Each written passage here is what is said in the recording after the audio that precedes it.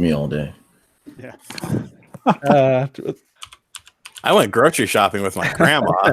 How's everyone doing tonight? This is SpawnCast episode 99. Sean was grocery shopping with his grandma. You want to tell us about that, Sean?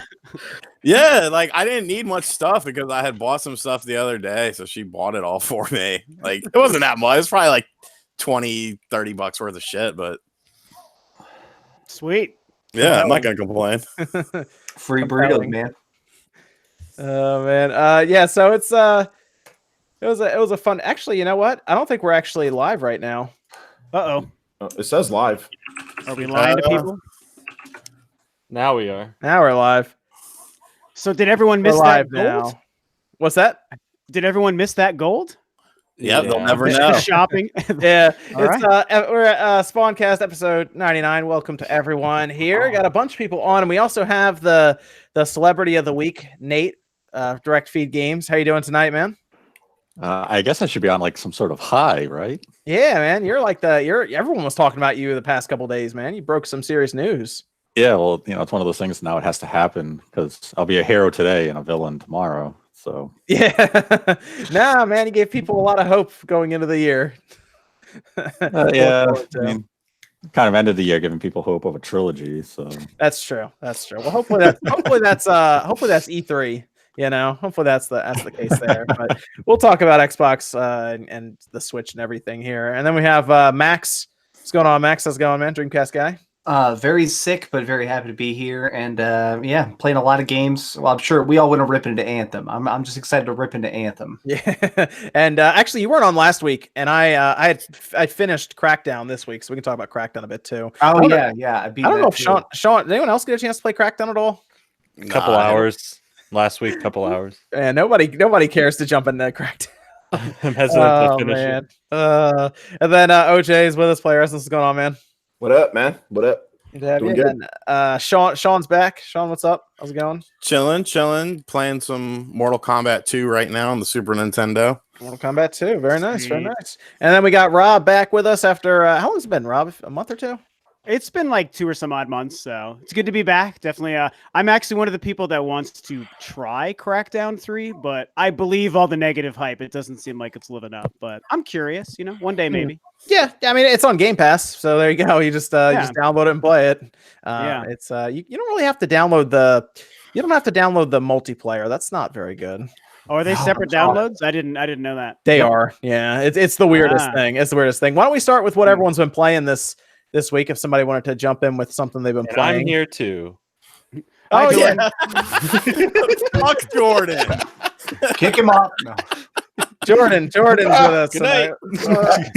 To be honest, though, Sean and Jordan look a lot alike. You know what I'm saying? So I mean, maybe you just got them confused. How's it going? How's it going tonight, Jordan? Oh, pretty good. Thanks for asking. I appreciate it. Good to have Jordan here. Doing a lot of new documentaries over there, so make sure you check that out. Holy! I actually just realized Jordan was down there on my screen. Jordan, how's the Spyro videos going, Jordan?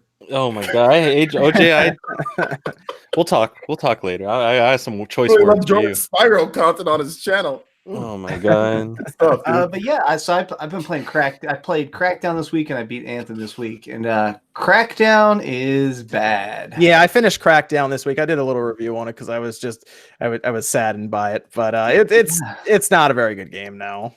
It's because it should be one of Microsoft's games that they put out that's supposed to compete with Sony's first party and Nintendo's first party, and it's like it's not. Would you agree that it's ruined? I think a lot of stuff in it isn't terrible. It gets ruined by the lock-on system. Like I feel like that alone is what totally ruined it for me. I think that ruins it. I think the repetition does as well. I mean, it's literally the same thing over and over again. Yeah.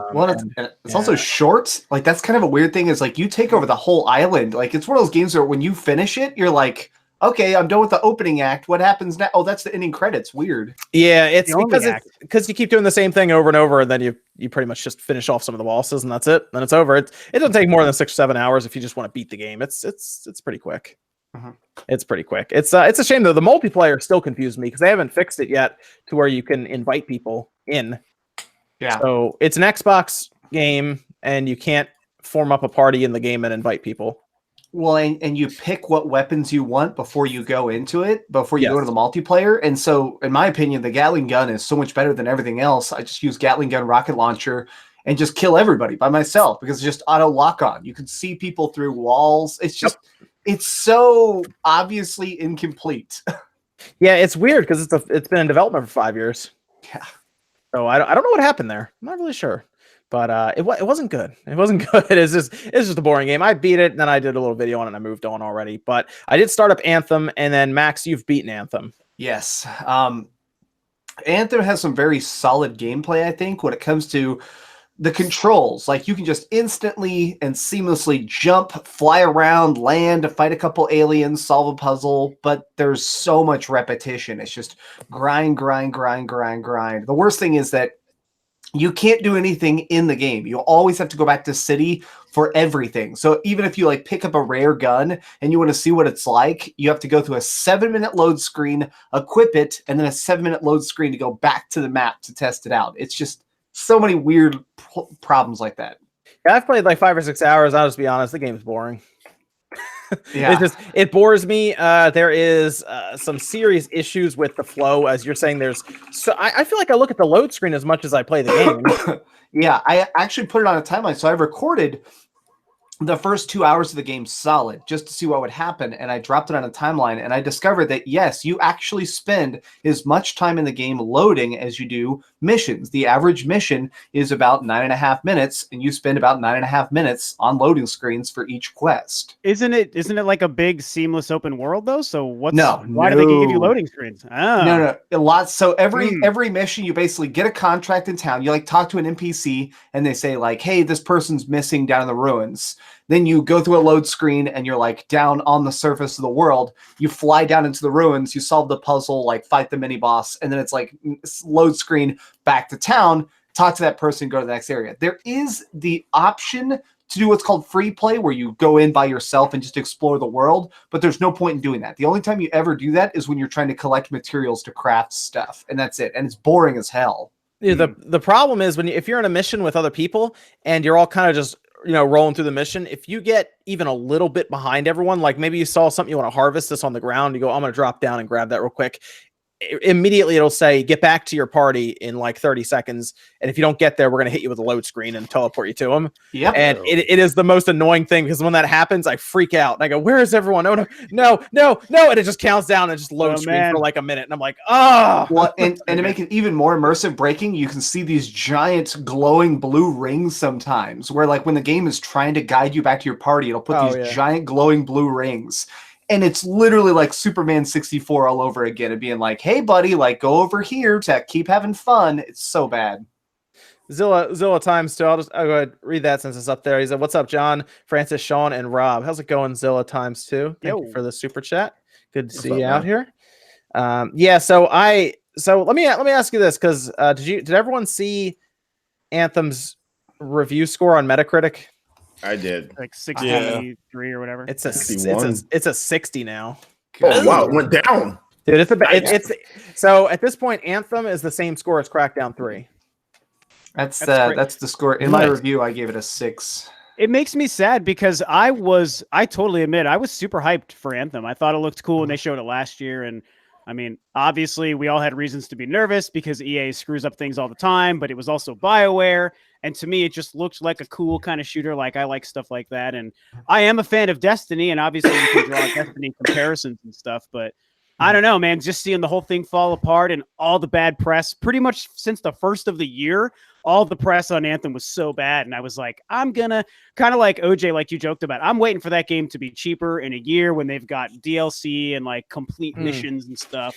I gotta wait, but I was excited. I think it's gonna get better over time, but it's like, man, we say that about a lot of games nowadays. No, I wasn't joking though. I'm serious. I'm gonna wait for a while and then I'm gonna buy it when it's 20. I mean, dude, at one point we were talking. I'm sure we said that back with Destiny 2, and eventually they just gave away Destiny 2, so you might get Anthem for free, man. Yeah, I'll wait. I can I don't know when the next Spider-Man game comes out. All of a sudden, get Anthem, for free when you buy Marvel Spider-Man 2 or something. I don't know. Apparently, Anthem isn't even that long. I mean, Max, how long was your playthrough? I beat the main story in 15 hours. Oh my gosh! Wow. Well, yeah, and keep in mind, at least 2 or 3 of those hours were literally times when I was sitting here eating meals at my desk and stuff. So there is a good chance that you could probably beat that game in about 12 hours. Wow, that Shame. seems. What's the multiplayer, like the end game? There isn't really an end game yet. You can sort of see where it's going to be there, and that's strongholds. It's basically these big boss fights. Those are cool. I'll give them full credit. The stronghold missions are legit. They're tough. Every one of the bosses is huge and has very specific weak points. It seems like only more serious players actually do those. So when you do those, you actually have better teamwork. But my problem is that that's just such a small sliver of this game that you don't really get a chance to really delve into it. Yeah, it's yeah. I'm just gonna beat it and then I guess move on. But it feels like Warframe to me. I'm playing Warframe right now. So that like the shooting feels similar to Warframe. The melee is interesting because it has like a cooldown for melee. Yeah. In this game, which is odd. Well, some of the classes don't have that. If you play as the really tiny agile dudes who have the 2 blade hands, you can melee all day long. Oh, okay, cool. Your super is more melee. Like I'm playing as like the standard, like the well balanced one right now. I figure I'd just start with that, and then maybe I wanted to get the big tank one next. That looked funny. My favorite. He's awesome. The Colossus. Yeah. That was pretty funny, and they'll just keep adding stuff to it. But my question at this point is, oh yes, and there are microtransactions there. Yes, you can buy all kinds of cool paint jobs and skins and stuff. But my question is, oh yeah, Wishbone, you're right. Dirt Rally 2.0 is 86 on Metacritic. You know, I like the Dirt games, and I forgot about them. Maybe I'll check that out. I'm sorry, I'm looking for a good game right now. Apparently, I got to get Metro, right, Rob? You do, yes. Everyone should get Metro Exodus, which, and we talked about this before the podcast too. I've put probably somewhere like 10 hours into the game. I haven't beaten it yet because it came out last Friday when I was out of town, so I had to pick it up on Tuesday this week. And it was like the only game I really ended up being interested in of, all these games, Crackdown and Anthem. And the first 2 hours I really, really hated. The big thing that it does is it restricts you to a lot of like scripted cutscene moments where like you're there with your wife and your party of dudes and you walk through a door, and then that's when 4 other dudes come up and the game takes control away from you to watch like a 4-minute in-game cutscene, and then you finish that and then you walk through the next door and then more of that stuff happens. So for 2 hours, I just felt like I was holding my controller, taking 5 steps at a time and then watching cutscenes. I was like, I have a gun. Let me walk around this world and just like shoot shit and do the thing I wanted to do. And the game is beautiful from the get-go for sure. Like obviously the visuals are a big draw. Are you playing on the X or the PC or? No, just a base Xbox One. Wow. Okay. But it looks great. The draw distance is awesome. There's very little pop-in. Like it's really, really a pretty game. That's a question, Rob. Can you explain the first part of that? You said you're with your wife and there's 4 dudes that come into the room. What are you watching, bro? Metro Cuck. Oh wait, yeah, Metro the video game. I might have been on a website when it comes down to this game. Okay, my bad. It's okay. So the game is rated M for mature. Just so you know, OJ. Okay. I'm gonna buy the game if that's really the beginning. I'm buying it. Oh yeah. Oh, you'll love it. It's so out of all the games that come out, it turns out Metro is the one to get by a significant margin if you go by reviews. Good, yeah. I know. Give it that 2 hours, and it really opens up and gives you a Fallout experience. Yeah, so, Evan is really into the Metro games, and I'm curious if he's gonna cave and download the Epic Store to get it. I don't know, because he just plays it on PC. Although he does have a PlayStation 4 Pro, so you never know. But he'll probably end up going to he'll probably end up getting it on PC, most likely on the Epic Store. Yeah, so that Metro is interesting. I'll probably look into that. What about you, Nate? What have you been up to? You've been playing? Some random Switch stuff. I can't even think of the name of the games. Are you doing a lot of indie games again? Yeah, mostly. How is Rico? I know you were playing some Rico. I'm interested in that game, but I haven't heard back yet. It's repetitive. That's the game where you're kicking indoors, right? Yeah, you literally just kick down a door, shoot the people, go up to a bomb, hold down the B button, kick down a door, shoot the people, hold down the B button. And you just keep kicking down doors and shooting people in the face, and then the enemies like rev up to prepare their run at you, and they just roar, and then you shoot them in the face. I mean, that sounds fun. Yeah, it's pretty like mindless fun. Like there's daily challenges to beat it as quick as you can using a certain gun. And you can do local co-op. So it does have some like fun merits to it. It's just not. I thought it was going to be like a more traditional, like cop first-person shooter, almost like Battlefield Hardline, but obviously not to that scale. And it's just a kick down the door, go slow-mo, shoot as many people as you can, move on. So I mean, it probably won't be remembered 3 weeks after it launches. Right. It kind of reminded me of like 13, that old game mixed with like Max Payne for like the slow down stuff. Yeah, except it just has no creativity to it. Oh, okay. There you go. I'll probably pass on that, to be honest. And I was playing I was playing Darksiders on the Switch as well. Yeah. But still waiting on that code too. I can't talk about that one yet. I have it way earlier than I should. So Yeah, there you go. well, where's my code approval? I know you're like the celebrity here, man. They should be giving you 3 of them. You know that I got denied for an indie game on terminals? Which one? Wait, does that mean that they actually looked at your channel before they approved it? Yes. it was either terminal. No, it was definitely terminals. It was City of Brass, which was a game that I actually talked about in my February Switch games video as something that I wanted to play. I mean, it's no big deal. I'll buy it eventually, but yeah, they denied me. I was like, wow. Okay, How dare they? sorry. I mean, it's just so strange. Like you have a website for people to put in game requests. Obviously, I cover a lot of Switch stuff on the channel. You would think that I would be an ideal candidate, but no, I guess I wasn't. Put their name out there. It was City of Brass. Oh man, Burn them. I got I five. don't care. I got 5 codes for that. I ain't giving you any of them. What game is it? I'm joking. What game is it? City of Brass. That was the pirate game, right? Yeah, I haven't heard of it. Yeah. It was. It's kind of like a Immortal Redneck. It's like a first-person procedurally generated thing, but there's like Aladdin and Indiana Jones style stuff. It's made by the people who did BioShock. Oh, I see it right here. Yeah, it's on Steam. Yeah, I see it. It's up on it's on Keymailer. You can request it there. Maybe that's where I got denied. Somewhere they denied me because I went and looked. You can get denied on Keymailer? Yeah, I didn't know that either. Did they actually send you a no? It literally says in my requested games denied. And I just They treated you like a regular scrub. If I get approved my request, it's going to be even funnier. No, they'll be like, it's Direct Feed Games. You're going to prove him. He got a shout out on Linus Tech Tips. Yeah, get it right this way, Mr. Direct Feed. Yeah, take that, RGT85. Did anybody get a chance to try out Final Fantasy IX on Switch? I did. It's still ugly as anything. I dig it, but yeah, the weirdest. There's a glitch where the soundtrack keeps restarting. It's very annoying. The problem is that's all the stuff from the phone. They didn't do any work to it. They just moved it over from the phone. They patched the PS4 version, so that's why it's weird that they went back to the vanilla version for Switch. Yeah, I don't know why that happened. I mean, they'll probably update it like they did the PS4 version, but yeah, they just dropped like the basic one on there and was like, there you go. But it's shot to the top of the selling charts, so I guess people will get it patched. I bought it too. Yeah, I was like, oh, cool. I'll buy this game again for like the 8th time. I mean, I'm gonna buy 7 as well. So yeah, same.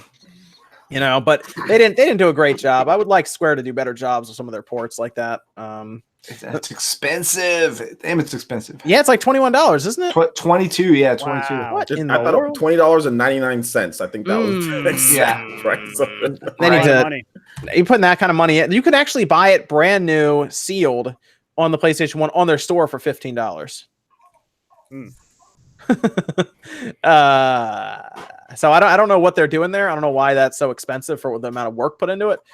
So if you were looking into 9, it still works. It's just annoying that there's an issue with the glitch, with the sound and everything. And maybe wait until you hear about a patch. What were you saying, Sean? The thing of it is that they know they can charge like $20 and people will buy it.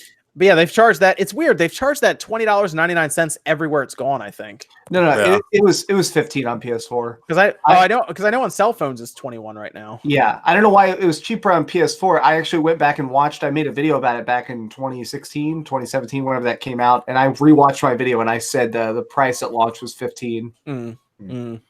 Yeah, it's weird. It's weird though. I don't know why that that was with the phone and everything, the phone game. Like why it's $21 there and there. Is it 21 on the Xbox also? I'm not sure. I did a price check. I wouldn't be shocked if it was. I mean, if they can get it, they're going to try to. Yeah, this pricing's weird for that game. That's too much. But I did at least check it out. I mean, it's Final Fantasy 9, so that's good. I'm waiting for 7, man. I was a 7 guy back in the day, so. Yeah, I think 9 is fun because of all the side quests. I'm actually glad that they released 9 first. Yeah, 10. Oh, when 10 shows up, that was a good one too back in the day. Yeah, I was going to say I don't have much experience with Final Fantasy, but 10 and 12 are the ones I'm kind of curious about trying. Some of my buddies really liked 12, so yeah, dude, check out 10. Yeah, 12 is probably one of the best ones, but it's super deep. You kind of got to like read guides about how to play it. 10 is super approachable. Yeah, I would say 10's more. If I had to say it, one of the other 12 would be more the simulation one, and 10 would be more the arcadey one. That might be better for. I'm not as deep into RPGs as a lot of you guys, so that might be the better. I like the sphere grid. Some people didn't like it back then. I actually like the sphere grid in Final Fantasy 10. Is that what made it into? And you guys have to correct me, but I did actually play 13. I know, which is the dumbest only game that I played that's Final Fantasy, and I kind of liked 13. I'm not gonna lie. And everyone compared that level up system, I think, to the sphere grid. Are they similar? Or? They're very loose, but the main thing is, in 13 you kept getting held back. You could only level up so much per area. That didn't exist in the sphere grid in 10. And so in 10, everybody become everything. Like if you leveled enough. You could literally have a cast or punch for like 10,000 damage. Yeah, literally. it was pretty funny. It was pretty funny. Yeah, you could do that. But like you would have, would have the Aeons, and you would actually control them when you summon them in. They wouldn't just be a summon that would show up and do damage. You'd actually control them. They're like hidden summons and stuff. It's a really cool game if you haven't played it. It's one of the better Final Fantasies. I'll say that. Yeah, because I worked managing a GameStop throughout most of the 6th gen, and Final Fantasy X was one of those games that was always something people were looking for, like always having conversations with people in the stores about. I mean, and I worked at 3 different stores, and that game just like followed me everywhere I went. Everyone's like, Final Fantasy, do you have Final Fantasy X? And when 10-2 was coming out, there was a lot of hype and a lot of nervous people about that game. And to my knowledge, I don't think it delivered for most people. Yeah, I didn't like 10-2 as much. Yeah, I did it, but I still think it's very interesting. I mean, it was the first direct sequel Final Fantasy we ever got. And now people look back at the combat system is actually really good, but it looks weird. It's a bunch of like everybody like dances and it's really kawaii, but it's actually great. It's just you just kind of got to swallow the pill of the way it looks. Sean loved that soundtrack, man. Oh yeah, that one song. I don't even know because I never played the game. I never played X2. You played 10 though. You played 10 though. Yeah. Yeah, everybody played 10, and a lot of people didn't play 10. I just didn't like 10-2 that much. I got it again on the Vita. That's right, the Vita. For anyone who doesn't know what that is, the Vita. I actually played all the way through 10, and I have to say, 10 works great as on a handheld because of all the grinding you do towards the end, where you just want to move your sphere grid around and everything.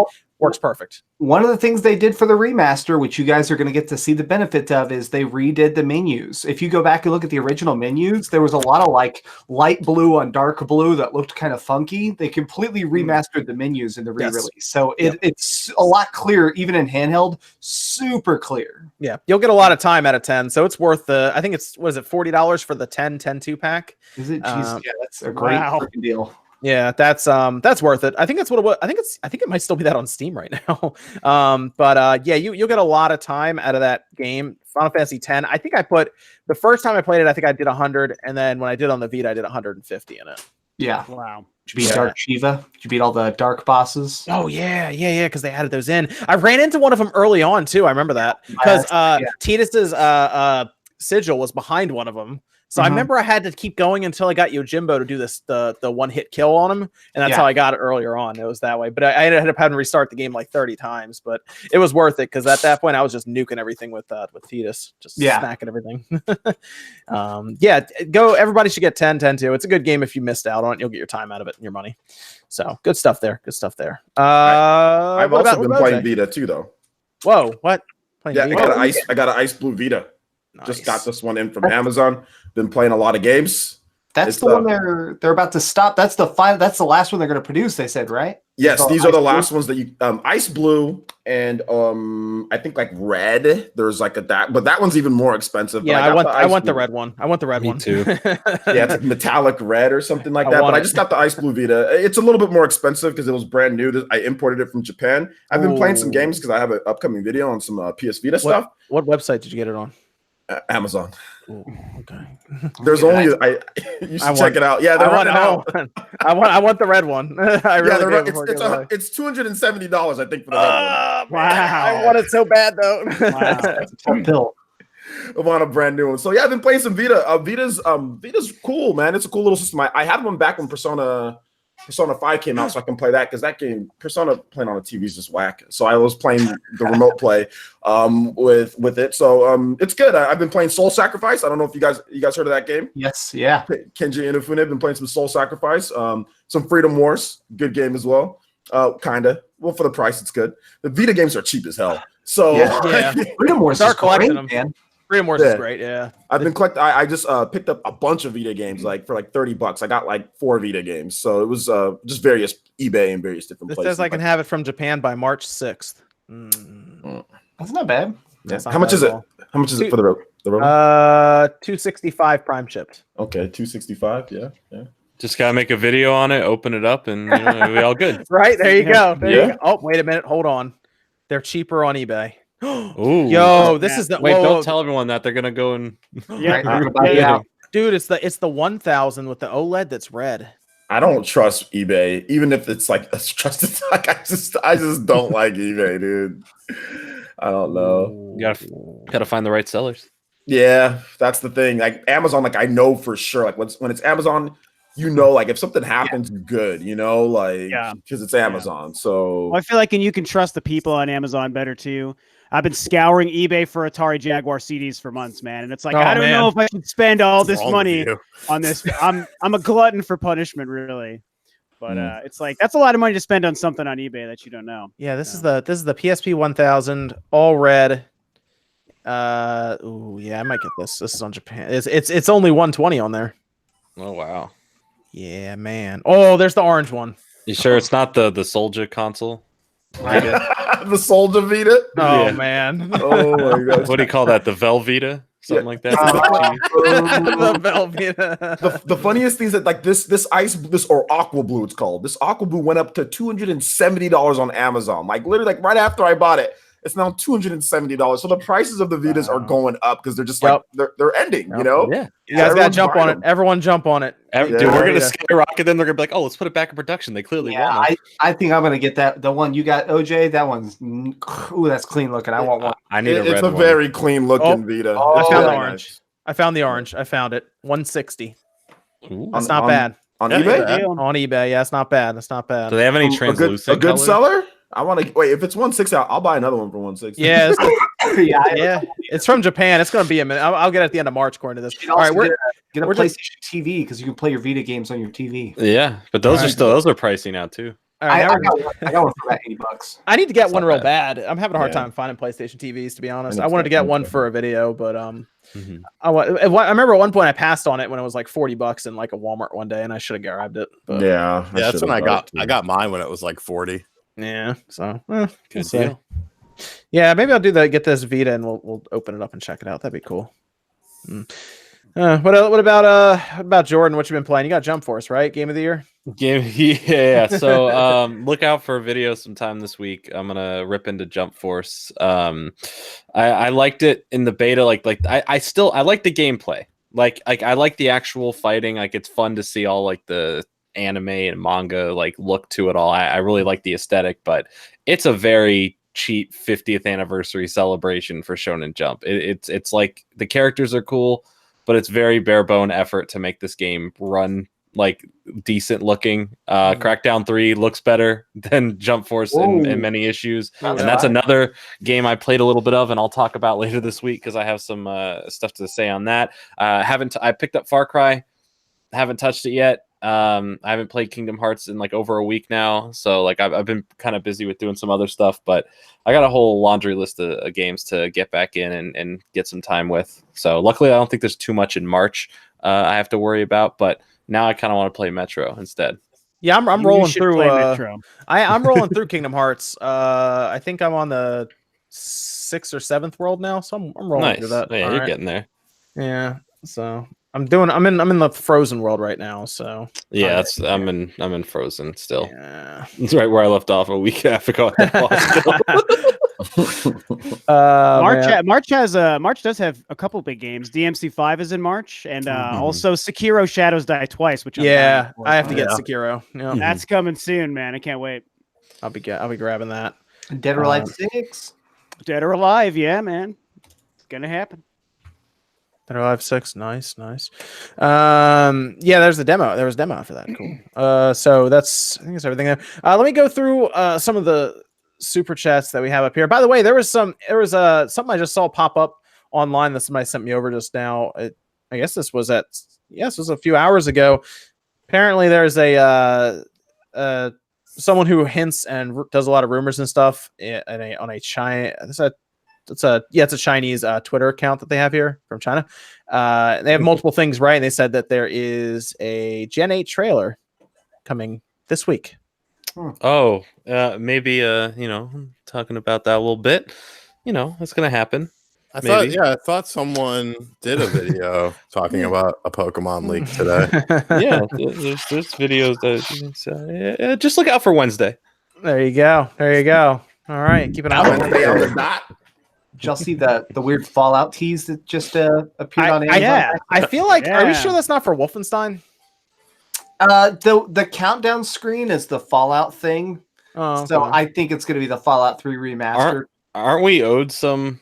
Well, I mean, that would bring good face to Fallout, which would be nice for them. But don't they owe us some Wolfenstein stuff? Wasn't there a VR game and then another like standalone game? Yeah, There was the DLC New Blood or whatever it was called. I think. Yeah, New Youngblood. Blood, and then that like Youngblood. Cyber something Youngblood, VR.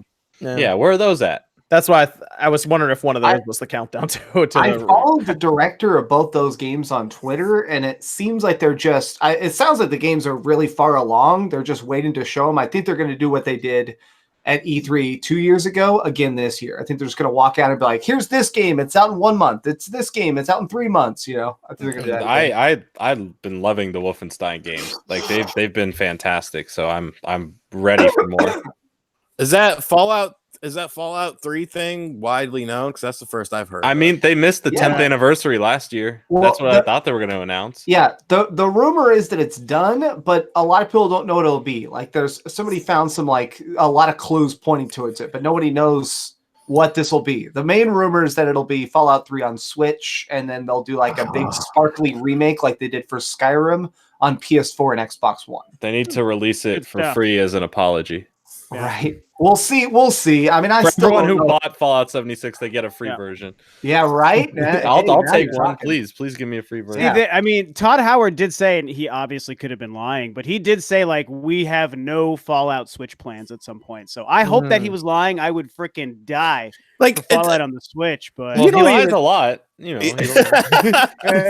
you don't even need to like do like a special thing with Fallout 3 on the Switch. Like just make it look nice, port over maybe the PC version, because obviously, technology wise, that would work on the Switch. And then like it's such a good game and there's so much stuff to do. That's my favorite Fallout game. Like I didn't really care for Fallout 4 all that much, which is kind of sacrilege to some people, but it is what it is. oh, No, Sean's gone. It is what it is. Fallout 3. But yeah, I liked Fallout 4, but yeah, Fallout 3 wins by a landslide. I also want to see New Vegas come back. Oh, yes. a double pack actually would be cool if 3 and New Vegas. That would be pretty interesting. Right. Well, Yeah. knowing how much Bethesda's trying to milk us, I have a feeling that they're gonna do like Fallout 3 this year, New Vegas next year. Yeah, Yeah. that'd be great. I would honestly I would pay full price for both of those again on my Switch. They're so, especially 3. I think 3 was better than New Vegas. New Vegas can go to hell. Sorry. You don't like it? Hey, It's a man. good game. Yeah, man. You have to hurt yourself to get the achievements. Like you have to hurt yourself. I mean, there's New plenty Vegas- of dumb achievements out there, though. I think New Vegas is the better game, but man, is it harder. I'll be honest, it was very difficult for me to beat New Vegas. There were a lot of times where you had to have particular skills to get past good points. Dude, the final. I'll never remember this. Was back when I was in high school. I know I'm the young one, OJ. You don't have to say it. I get this. So when that game, but I know you would have said it anyway. But all right. So when I was playing the final boss of that game, I didn't pick any of like the good negotiation, and like talking well or anything. So I had to get in a fight with him. There was no way to say like, "Hey man, let's not fight," and that was like the only way for me to get past it.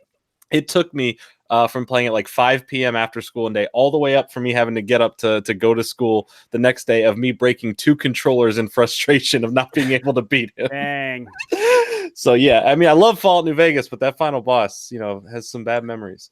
Let me get into some of these. There's a Discord question we'll go over real quick. I think Nate can answer this pretty fast as well. It's from Lotus. It says, what are the chances the Star Fox racing game is flagship Switch VR game? 0. There you go. You heard it here first. Yeah. There's a chance that there was some funny business on that. So Well, the general consensus is that the Star Fox Racing is what the Starlink Racing is, right? Sure, we can go that path. yeah, we'll go with that. That's a good alibi, Sean. I like that. That's what I was thinking. Like, We'll go with that. There's a lot of talk about it. It sounds like I don't really know how Eurogamer got that info now after what we found out. It's just it's basically just sounds like it was a hoax. Yeah, basically. it sounds like somehow Eurogamer, I don't know, got tricked or something happened there. It sounds just like a lot of people got played. Yeah, so It happens. yep, but that means that Retro's been on nice vacations. There you go. They're ready for they've been doing shit. I mean, I would like to think they're doing something because they hired a product tester. So I'd like to think that they did something, but who knows? They need something for people to test, I guess. Mm-hmm.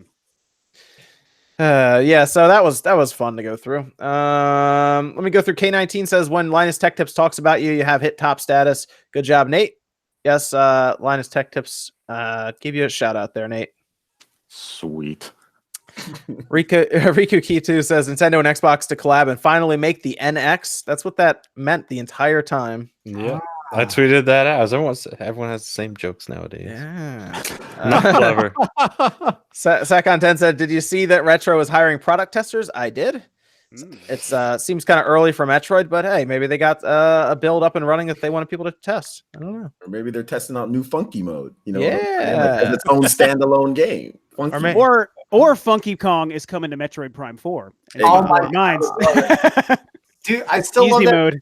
I love that the now with Funky Kong meme, especially when they did it with the Dark Souls Switch. It was like Dark Souls Switch now with Funky Kong. Like, I'd buy that. Good.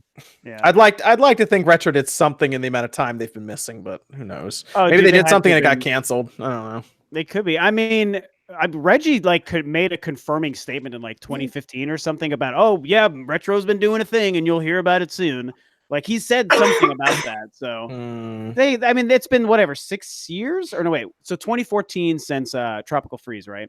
So, yes, and that was February actually. So we're like in the 5 years. Well, like, maybe their product's being tested right now, and they'll have it at E3, or maybe they'll just continue to be allergic to any of these events and just not show up. I'm going to go with the second option. Yeah. I mean, it'd be a cool surprise because at this point, it's probably not Star Fox Racing, so maybe it's something crazy. I don't know. Do we know if anybody even actually works at Retro? If Retro's actually a real? Has anybody actually? Yeah, I know, right? I thought about that a couple times. The only thing we've ever seen from Retro is that they keep showing like videos of them barbecuing. Yeah. And they might just be like Nintendo's catering service at this point. Yeah. They don't even update that video. Like they don't even use like a new meme or GIF. They just like use the same one over and over. Like I think this is something's going on here. I was gonna say, has anyone actually been to Nintendo of America at all? Like been to their place? I Anyone have. here?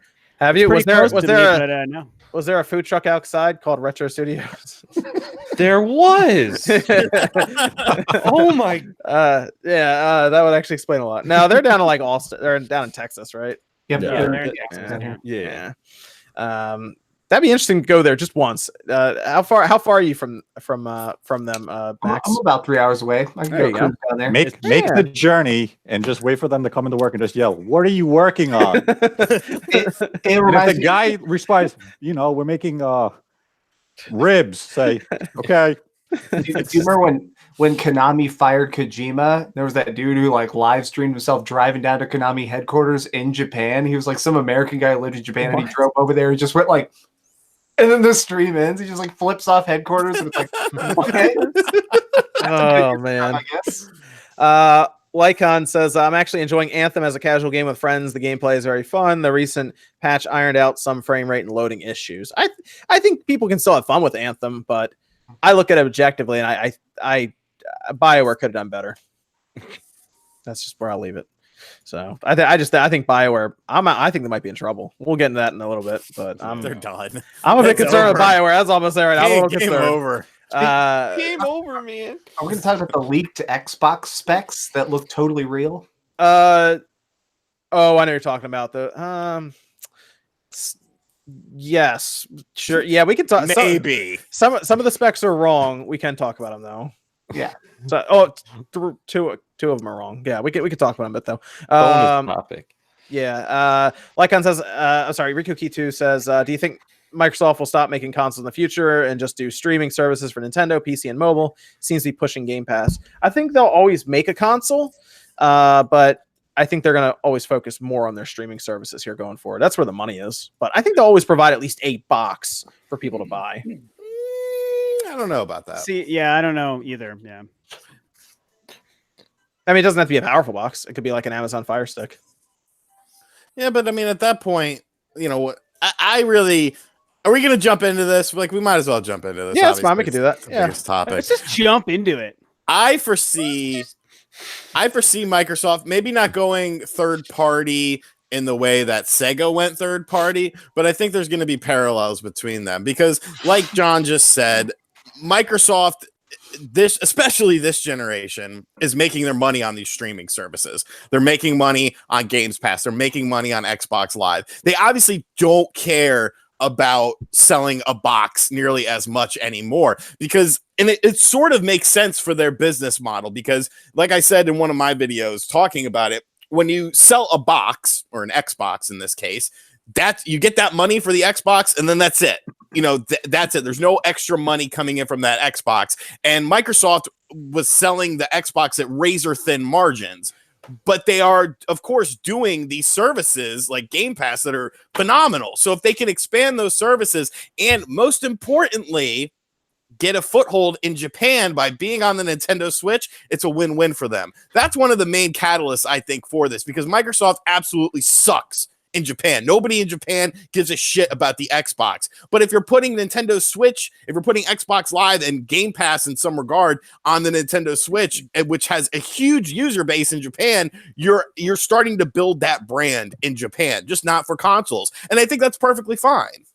I think they're going to keep the Xbox. The Xbox, they don't make a ton of money on it. They lose money on it, but Microsoft has it just as an experiment. Like they do this just for brand recognition. They want to have Xboxes around just because they're such a giant conglomerate. Like they make so many hundreds of billions of dollars, they can afford to lose 1 or 2 billion doing these side projects. So I think that now at this point, they just try and see how far their reach can go. So I think we're going to keep getting Xbox consoles as long as consoles are relevant. But absolutely, I think we're going to see Xbox games appear other places. I do fully think we could see a full-blown Halo made for Switch at some point because Microsoft just wants to be everywhere.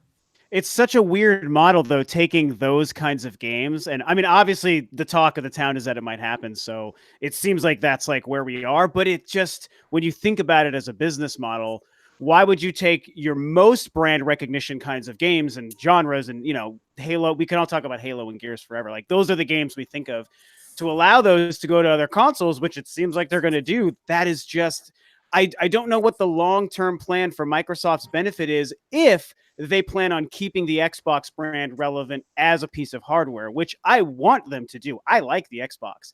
So you definitely make a good point too about they care about the brand recognition of Xbox, but a lot of people have brought this up, and I think that there could be something to it. I mean, does the Xbox brand have to exist as a physical piece of hardware? It could exist as a lot of other things in the digital space, and they might kind of, like you said, John, like they might try a compromise of like the Firebox or whatever and do something like that. But I don't know. I mean, I want Xbox to be a machine. I like having a Sony, a Microsoft, and a Nintendo console under my TV. I really enjoy that, but it just seems like they're planting seeds to stop doing it maybe sooner than we're expecting. So I don't know. I do want to clarify one thing as well. Did my internet crap?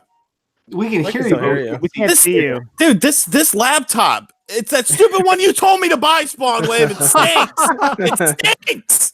I do want to clarify. Yeah. I do want to clarify one thing. I'm not saying that there's not going to be a successor to the Xbox One. I'm saying that I think after this generation of consoles, I could definitely foresee Microsoft not doing another home console. And I'm not saying that that's a sign of failure. And I'm also not saying that that's necessarily going to happen, because if Microsoft's next console is very profitable and, you know, it does very well and it sells very well, then obviously plans will change. But I think if it's a similar thing to how the Xbox One sold with the Xbox One 2, their upcoming console, whatever the hell they're going to call it, I do think that they will look into other avenues besides just the standard home console box. Yeah, I'm sorry. You go ahead. No, you're good. You're good. I was done. Yeah, I kind of just wanted to agree. I think that that's a good point. And then we also have to think we're like envisioning this weird future where like this amorphous Microsoft games on every console thing starts to exist. And so like, what happens if like the next Halo, or probably not Infinite, let's say Halo 7. Well, so if Halo 7 comes out and it sells like gangbusters on a Nintendo console, but it doesn't sell very well on their own Xbox 2, like, how will that continue to change their plans? And it's entirely possible. Maybe out of curiosity, most people say like, well, I've got a Switch 2 and I've got an Xbox 2, and it'd be cool to play Halo on my Switch 2. So forget the Xbox. I'll buy that version. And if they have the numbers to crunch, like, what would Microsoft do with that info? It's pretty interesting, you know? I think that maybe what they're going to do, so the leaked specs that came out about the new Xbox a couple days ago look like they're about 80% correct, in my opinion. And one of the things is that it looks kind of weak. It looks like the next Xbox console isn't going to be super crazy. It looks like they may be even targeting, one of the models looks like it's still just targeting 1080p. So I think that maybe one of their strategies next generation could just be, how cheap can we make a console? Can we be the budget console next generation that plays next gen stuff for the lowest price tag? Because I mean that's a demographic nobody's really catering to. If they launched the Xbox 2 at like $250, they're gonna sell a bunch. I mean, the word is they're gonna have a cheaper streaming system as well. Yeah, that'll come later. It probably won't be launch day with the other two systems that they're launching. It'll probably be later. But then we're also supposed to get an Xbox soon that doesn't even have a disc drive. So that's probably due out, honestly, before the summertime. Well, if you remember way back in the good old Nintendo NX days, the first time there was a rumor that broke about Nintendo's next console doesn't have a disc drive, it's going to be an all digital, all streaming thing, and no digital really, whoops. Oh, the Nintendo whoops. So no one really thought of the idea of it just being basically cartridges. Everyone was so locked in on the whole on a disc-based piece of hardware. So maybe like Microsoft would be trying to pull some kind of rope-a-dope like that. But at the same time, digital streaming is obviously so much more advanced now than it was in the NX days. It's just an interesting thing. You know, they might be surprising us with that kind of rumor. So well, let me ask this real quick. What do you think about the generation after this one then coming up, Sean? Do you think they're just going to not have a system then? Is that what you're saying? It's dependent on how successful they are this upcoming generation. But if I personally feel that if it's a similar situation to the Xbox One in terms of system sales, then yes, I could foresee them leaving the traditional console market and just focusing on, you know, Xbox Live and Game Pass as a service to make money. Okay. Yeah, I mean they'll still make their games and everything. You'll just be able to get it anywhere. So Can I add in here? I don't think there's really a need for them to stop making it. For example, like you look at the devices or the people that have like the Fire Stick, like John said. I don't see what's the need for them to just put out their own little box or thing that can stream Xbox Live or that they can make money, and then other people can do the same thing. It's the same reason why Amazon doesn't stop other streaming devices being sold on their own Amazon site, right? Like you can buy a Fire Stick, you can buy this, you can buy that, because they want you to buy Amazon Prime. They want your $120 something a year, or whatever it is. So I think I don't think there's a problem with that. In my opinion, I think they can continue just doing that and put out a box for people to buy. And if people buy it on Switch, cool. If people buy it on PC, cool. All they want is that Xbox Live money and that Games Pass money, and they can affordably put out a box out there that's not going to be too detrimental to their overall business. I don't think there's a problem, especially if they can sell 20 or if they can sell like 30, 40 million of them, which is low, I guess, compared to like what Switch is going to do and what PS4 is going to do or what PS4 is already doing. That's fine. But at the end of the day, they'll still be getting tons of money off the membership. So I think Microsoft's going to go in that direction. Like, hey, you want to buy our device? That's cool. You want to buy somebody else's? Cool. But we're going to get your $60 a year, or we're going to get your $120 a year, or we're going to get both, you know? Yeah. I mean, they've kept some very poor selling projects alive for a long time. I mean, the Zune was alive way longer than it should have been. I mean, they still, the Windows Phone, how long was the Windows Phone around for? Yeah. A year. And the Xbox is way more successful than either of those. So I think they can just be like, yeah, we're going to make a box so we have it in your living room. And I also think that they have a little bit more of a hardcore built-in fan base than people think. I think there's at least a solid set of maybe 30 million people that are like, I'm going to buy an Xbox no matter what, because I like achievements and I like Xbox, you know? Yeah. I play my Xbox actually more than my PlayStation, mostly because any of the third-party games that go on the Xbox. Mm-hmm. So I guess that's a good point. There's a big demographic of I've noticed a huge swath of younger kids. A lot of kids grew up with like real young people. Their first console ever was an Xbox 360. So all their friends are in that ecosystem. So when they traded over the next generation, they all jumped over to Xbox One. So I noticed there was just millions and millions and millions of kids out there who are a huge spending demographic. They may not be the people you see on Twitter or in comment sections, but they're definitely out there buying stuff. Also, I have this stupid Elite controller, so I have to buy games for it. Right. But Jet White. I kind of agree with what you were saying, OJ, but I think at the same time, if Microsoft were to do something just like a cheat box as a way just to play the game, sort of like a Fire Stick, is that really the same type of consoles that we're seeing now and in the future from companies? Like, because to me, that's, if it's just a streaming device that's, you know, like $50, $100 or whatever, that is just streaming the games, I don't necessarily think that that's like a traditional console. No, yeah, and I see what you're saying. I don't think that they're only going to do that. I don't feel like what Max is talking about in terms of like the next league specs. I don't think Microsoft is really going to deviate away from what they've already done, right? You have the Xbox One X. Does anybody actually think that the next Xbox is going to be like destroy the Xbox One X? I don't know if it is. I think they're just gonna take what they've done in the R&D and kind of just add on top of that better CPU, more RAM, whatever. So it's not going to be as expensive going forward, you know, as it was before. So I think they can still put out that traditional box, x86, do whatever, you know, add the RAM or whatever. You can play it on there. But it's not going to be, I guess, like it was before, where they're kind of just like gunning to be the number one console war, sales garbage, you know, that type of stuff. And really, they just want your money because they're making so much money with not as much as Sony on PSN, but that's because they don't have the systems. But imagine if they can get more people to have access to Games Pass. I mean, because people will buy, if it's on other places, people are going to buy Games Pass. People are going to buy Xbox Live. So if they can get more people to do that, and that's what they're looking forward to, because they're already making billions right now off their services and stuff, just with the Xbox crew. So imagine if it went to Switch. I mean, I don't know. Once again, I trust, you know, Nate. You know, I mean, like until it happens, you know, trust in Nate. Yes, we trust in Nate, and but I mean, we trust. Imagine how much more. I mean, even if it's 500,000 people, think about that. That's 500,000 times 120, right, or whatever. Yeah. So that's millions and millions and millions of dollars, potentially billions more in revenue. So they're looking at it from that point of view. I think, and personally, I keep telling you, update the old Xboxes and let those all of a sudden become streaming boxes for the next gen, and you have 40 million people built in right away. You're good to go. Well, I just love the idea of if you pay for Games Pass becomes an app on everything. That would be so cool. Like you pay for it, you go home, you're playing it on your Windows phone or your Windows laptop. laptop or your console, or like streaming some games to your Switch. It'd be cool. I'd like just randomly install Crackdown Pocket Edition. Or your PS Vita. Yeah. I'd pay more than.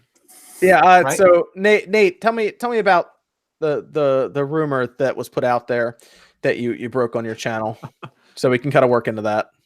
I mean, basics where Microsoft will start publishing some previously Xbox One exclusives on the Switch. The example given was Ori and the Blind Forest. And that in the future, could be the distant future, is that Microsoft will bring Game Pass using the xCloud technology that they demonstrated last E3, showing a cell phone playing Forza. Okay. Well, okay, so we know, so you named Ori. Yes. Okay. Other reports have also named Cuphead.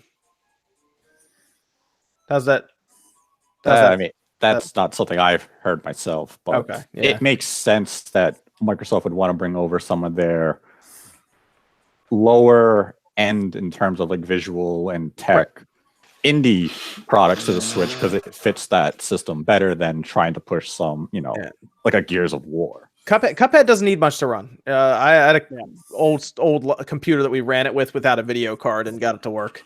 So it doesn't need a lot. And I can see that on the Switch. Yeah. And I think they're both Microsoft published games, and there are two games that really would do well for the Switch audience, like insanely well. So yeah, especially like Ori, because we've had Hollow Knight, so we've had some of those Metroidvania games on the Switch, but Ori and the Blind Forest is on a whole nother level. Yeah, Ori is awesome. Yes, it is. That is a great game. Good. Yeah, and I'm gonna be curious how it does on the.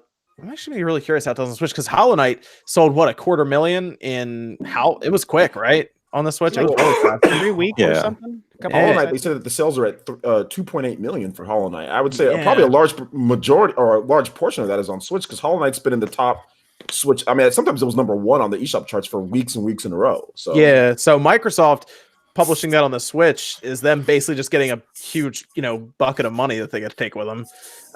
So that's interesting. I think the Switch audience would receive that game very well. And we got a double dip game for me. Yeah, and we got word that it's apparently being helped. It's being published by THQ Nordic is the rumor right now. THQ Nordic. I'm telling you, they keep popping up, man. You know what? I have a THQ Nordic praise rant lined up that I want to do really quick. THQ Nordic is fantastic because you know what they're doing? They are bringing back one of my favorite genres or categories, I should say, of games of all time. Middleware games. I miss middleware games. And THQ lost their ass on Homefront and Homefront 2, and that really put them into a tizzy of a position and put them away, got rid of THQ because they were focusing on these big AAA games. Nowadays, you only have indie games and you have these big ass AAA games, and there's no middleware games. There's no $40 games that come out, or not nearly as much as there used to be, like back on the PS2 and back on the PS3. And yeah, some middleware games suck, but some of them are really good. Some of them are like hidden gems. I remember getting Obscure on the PS2, which is one of my favorite survival horror games of all time. It had local co-op in it. It was super fun. It was a $30 game when it came out brand new. And it was great. You don't have these middleware games anymore. But here comes THQ Nordic. They're buying up all these licenses. They're buying up all these games. And they're releasing these budget, $30, $40 games. And some of them are super decent. So THQ Nordic, I like you. You're on my radar, and I like you. Hey, Sean, how about this one? You ready for this? I've been following THQ Nordic for a while now. First of all, they just acquired $225 million, and they say they're going to go buy more stuff. Yes. But second of all, they have 77 games in development right now, and 48 of them are unannounced currently. God damn. SpongeBob Battle for Bikini Bottom. Yep, I know. I was about to say. That's all I'm waiting. I'm having a video on Sphinx coming out soon, but like I'm so happy like a game like that Sphinx is is good, back. right? Sphinx it's is good. So good, Yep, and it feels great playing it now. And I want to do a whole documentary. There is a THQ physical Nordic. copy of Sphinx that you can buy right now at your local store on the Switch from THQ. It's the weirdest thing because that was a game I played on the Xbox and the GameCube back in the day. Who would have thought a game like that would come back? Yep. Like that's crazy. It's weird, right? Yeah, there it is though. It's interesting. So yeah, you want to watch THQ Nordic. They're buying some more stuff, and currently they have Time Splitters. Ooh, Yes. that's right. They know Time Splitters. I bet you they're gonna remaster a Time Splitters game and put it out on this consoles with online play. But bring me SpongeBob Battle for Bikini Bottom first. How much would that sell? A Time That- Splitters game. That'd be remastered. huge. Yeah, I'd buy that right away. Oh, instantly. I hope they tweak the controls a little bit. I went back and played them again recently. They're a little bit weird. They did It that was with they a- did some stuff with Sphinx to kind of clean it up some and everything. Oh, yeah. So Mhm. I could see them Yeah. doing it. I mean, we'll see with what you call it, Saints Row the Third, I guess, is showing up on the Switch, which is weird, but maybe Oh yeah. we'll see if they made happened to changes to that. I don't know. They're doing Darksiders 1 on the Switch, which I still can't talk about, but they're doing that. So they are It doing. exists. Yeah, I don't know why I have it so early. It's weird, but yeah, they that's not even out till I think it's April, right? Like Yeah, it's April. It's like the first week in April or Oh, something. you'll be ready to go to report on it. It's not Darksiders isn't even a long game. I already beaten it twice before, and I'm playing it again, and I'm like, yeah, this isn't a long game. But yeah, keep an eye on THQ Nordic. I talk about them a lot because they haven't turned to that dark side yet of games as a service. So Mhm. Just Yeah. wait, there's time. yeah. It's the crack everybody gets addicted to for some reason. Did you play Darksiders 3, Sean? I would check it out if you haven't. I don't know if Sean's still there. I don't. Think Oh, you what? can hear What? Sorry. What'd you say? Oh, did you play Darksiders 3 yet? No, the third one. No, I heard it was kind of. It's I not bad. dug They it. actually they put a new patch on it too, to where it's less Dark Souls and more Darksiders. So if you haven't played it, I think it's even cheap now. It was actually a good game now with the patch and everything. I think it's on sale for GameStop's Gamer Days or whatever they do. For That's Saturday. That's Saturday, I think. Yeah, they sent me an Oh, it was email today. today. Shit. Yeah. No. So yeah, but I would check it out though. It was a fun game. It's better with the patch now. So that was a good one. So yeah, interesting stuff there. So when do we think we'll see an Xbox game reveal? Do we think? I mean, E3 is obviously the big event, but there's also GDC. I think GDC we could see the announcement of like Ori or Cuphead, because the GDC, which really started kind of like this whole people teasing, hinting, speculating, was because of the live SDK integration to Switch and other devices. What did I tell you?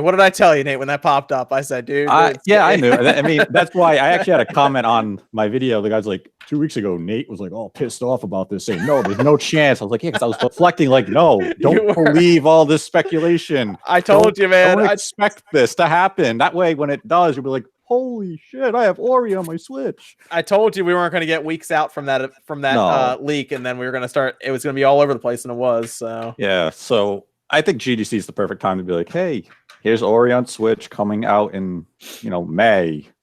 And it's going to have Xbox Live. You can earn achievements. You can, what we've already seen in Minecraft, just on a different scale. yeah. I'm gonna make a guess now, making the first official E3 prediction. So go ahead and put it on the scorecard. I think since Sony is not going to be there, I think we're gonna see a bunch of Nintendo on the Xbox stage, and I think we're gonna see a bunch of Xbox on the Nintendo stage. I think that this is gonna be like almost a co-op style E3, because like they don't have to worry about the big three all bashing against each other for attention. Like, join forces. That'd be interesting. Yeah.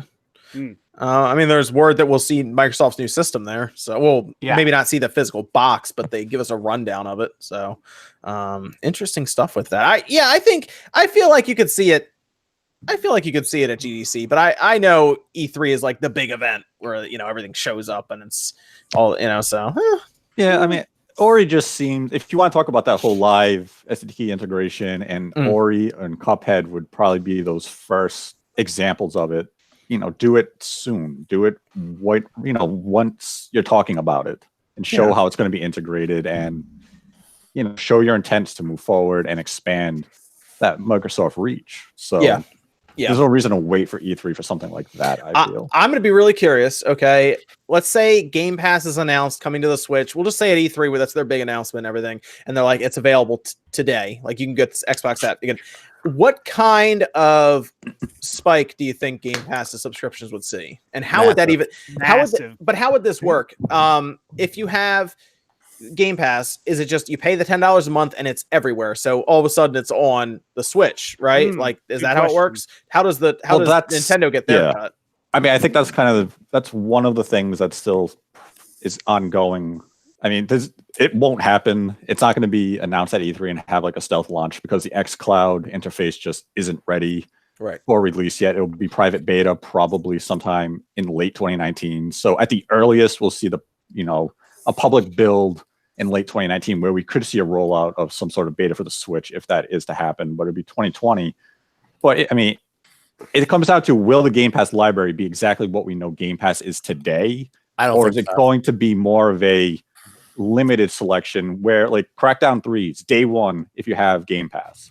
But it doesn't necessarily mean if Game Pass is on Switch and phones that Crackdown 3 is day one on those subscription services. Yeah, like it might be catered to the Switch or to the device that it's available on, which could make sense. A lot of people forget that Games Pass is a huge set of games. There's like 200 games on Game Pass now. Not all of it's Microsoft stuff. There's actually the Mega Man collections on there, Sonic CDs on there. So I think that what they'll probably try and do first is roll out the stuff that would easily work on Switch, and then try and get stuff like the Fable remastered. I think they're going to try and like get stuff over little by little. One thing that I see a lot of people asking about that sort of leads me to believe that it's not going to be 1-to-1 with the Xbox One Games Pass would be like third-party stuff, because you have some of these third-party games that are, coming to the Switch or in development for the Switch that are available on Game Pass already, and that would stifle a lot of sales. And plus, I just can't imagine. I mean, it could happen, but in my mind, I just can't imagine it being 1-to-1 with exactly the same as Xbox's Game Pass. Yeah, because like I'll use right now, Doom is on Game Pass. Well, if I can stream this to my Switch with xCloud and get better performance, why would I buy Doom for the Switch? Well, I would, because a lot of people have trash internet. That's the thing, and they can't stream games at a really high performance rate. You know what I'm saying? So I think some people would still want to have the game physical. But I see what you're saying. So it's kind of like, I think that's where it's going to be more of they're going to be very careful at what they select in the early days. Because I think it was only the French site that said Game Pass with 100 games would launch in 2019. Yeah, well, here's the deal. They also said that one of their high profile games, like their actual big games, probably would be a part of that. So which one is a part of it? Is it Halo? I mean, maybe. I mean, Halo would, if you could have Halo Master Chief Collection as one of those launch Game Pass games on the Switch, that'd be pretty substantial. That would be ridiculous. Have portable Halo. It's like the Metroid Prime trilogy, but for Microsoft. That would be ridiculous. I mean, I feel like the easy way out is them to just drop a Forza game on there and be like, hey, look, Forza. But if they dropped Halo Master Chief Collection on there, that'd be something else. I think they're going to try and drop a Gears game, because we already have Gears Remastered. They could do that, or the upcoming Gears Tactics. I feel like they have a lot of options for easy to port things that have already existed on PC and stuff. Yeah, it's true. They could just move over Gears of War Remastered and be like, oh, Gears of War on your Switch. They could probably put all of the Gears of War except for 4 right away, I would assume. Yeah, I mean, there were 360 games. Yeah. I feel like there'd be no problem running. And people would be thrilled about it. Like, people don't realize this. So I love Gears of War. I actually go on those games occasionally. People are still freaking playing them online. Oh, yeah. This day. Yeah. No, this was very popular there. Especially Judgment. Yeah. Yes, actually, people are online. The game is garbage. Let me go through some of these super chats before we move on to the next thing. We're gonna go over some Scalebound stuff, and then Reggie. Zombie Moose says EA boofing microtransactions. That was good. Okay. Matthew says, which should I start first, Dark Souls or Darksiders? Darksiders will probably aggravate you less. Darksiders is a game. If you're not familiar with either one, you'll pick up Darksiders, play it, enjoy it, and finish it, and you'll pick up Dark Souls and be like, "This is great, and I love it," or "I hate it," and you'll never play it again. Also, Darksiders is very similar to a Zelda style setup.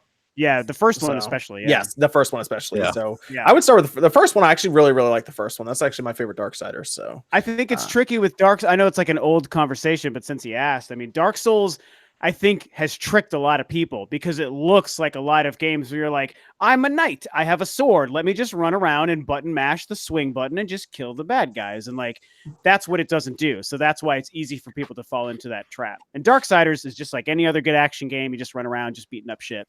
So. To go with Dark Souls. Dark Souls is the best. I mean, it is the best. I'm a Dark Souls guy. I'm with you, but yeah. I like the first Darksiders. Go with that. Ham says, I just bought a modded Wii. How do the N64 games run on it? I've heard conflicting results. We need Modern Vintage Gamer for that. Actually, he might have done a video on the Wii for the mods and N64 stuff. I'm pretty sure he did. Yeah. I haven't played a modded Wii in a long, long time, and last I remember, they ran okay. I mean, it ran the official games from the Wii shop pretty well. So. Yeah. So Modern Vintage Gamer is the guy to go to for that. He probably has a video up about that, like you said, Sean. Now, so that cheeky British bastard. I would check out MVG though. He might even be in the chat right now. Jeremy says, just wanted to say congratulations on Nate being famous now. All right. He did it. Also rest in peace, BioWare. So real quick, does everyone think BioWare's in trouble, or you think EA's like I think that they're in trouble, but I don't know if we're in a situation where it's like they're going to be closed like Visceral soon. Like they still have to have enough value and other properties they can make, like Old Republic and Dragon Age. And I think they recently said they do plan on continuing Mass Effect. Did I hear that right? I thought that they said that recently. They're all, only if it's the main core team doing it. Don't do that again. They're saying that to keep the public on their side. I do think that they I think they have a year-long runway in front of them. If we're at this time next year and Anthem hasn't blown up, I do think that they're screwed completely. Yeah, it had to cost a lot of money. Yeah, that game is gorgeous. That's actually easily one of the best looking games I've ever played. Man. And you know, when you look at Anthem and you consider everything that game is, that was an EA decision, not a BioWare decision. I can't imagine that team was like, this is the game that we want to make, coming off the track record of every game we made before it. So I'm sure that if that's what EA hinges their success on, it's kind of bullshit, because they've made so many other great games that are more in their wheelhouse than what Anthem is. So I hope that's not true. I have a feeling. Go ahead, Nate. I mean, I think they're going to have, they've already teased a new Dragon Age. So Anthem's not going to be their destruction. It's going to be if they come up with the Dragon Age and it does terrible, and then they try to go to like Mass Effect and it does terrible, then EA will say, you have 3 failures in a row. We're done with you. But like, that's the thing though. It seems like BioWare might not mix very well with EA's viewpoint on games anymore with these live services. That would be 4 failures in a row, though, Nate. It would be. Oh yeah, Andromeda was a pretty. I don't think Dragon Age is gonna fail like that. I don't think they're gonna turn it into a live service or whatever. But then again, Mass Effect Andromeda isn't. But remember, Mass Effect Andromeda, a lot of the reason why that game failed was because they were trying to adapt to the Frostbite. You know, and you know what happened to that studio? Yeah. It got absorbed, and that's what's going to happen to BioWare, because like look at all the money that went into Anthem, and if it doesn't hit those numbers, do you know what Do you know what Andromeda's review scores were? Hopefully 0. 54. 71. 71. Andromeda did better. Yes, Andromeda is a better game than Anthem, according to critics. Andromeda ended up selling okay in the long run, but that's because they were selling it for like $5. And they were almost giving it away. 20. Yeah, it went down real quick. It sold well. Once it went down, all the Mass Effect fans were like, okay, we'll pay for this. I mean, it did sell well in the long run. They updated it too. Great $5 game. A great $5 game. I wouldn't even say that. They should put that on the box. Mass Effect, so great $5 game. I was recently playing it because they had a 4K patch, right? Yes, they did. Yep. And it's not horrible at this point. I don't believe you. Great, but it's not horrible. It has one of the worst last bosses I've ever played. Seriously. I can't believe you made it that far, man. That impresses me. Like the problem with Mass Effect Andromeda, to me, wasn't the visuals, even though the faces were dumb. The gameplay is broken. Boring. I just found it boring. I was like I was reviewing it, so I had to beat it. But yeah, man, I actually forced myself to do some of the side quests too. Wow. And there's literally a side quest where you're just taking soil samples on. Oh my god! You're literally like scanning the ground. It's like, man, This is They- my That job. is Mass Effect Andromeda for you. That is what They that fixed is. they fixed some of the stuff. Obviously, they didn't fix Just everything. putting it in 4K doesn't make the game better. No, I'm just Yes, saying. it does. Now you can That's see these how video glitches games and work. you can see the glitches clearer. Like, Like I said, I played the game. I beat the game in the I'll just call it like the pre-patch state. and then I'm I beat the sorry game you in the wasted your post-patch time. state. I did waste my time, but it was still an enjoyable experience the second time. It was better than the first time. That's good to know. If it turned out to be that's good to hear that it's kind of good. So, Let me- I hated it. Let me go I hated to Laser Discman, who says, would third parties use Game Pass and XCloud as an excuse not to port to Switch?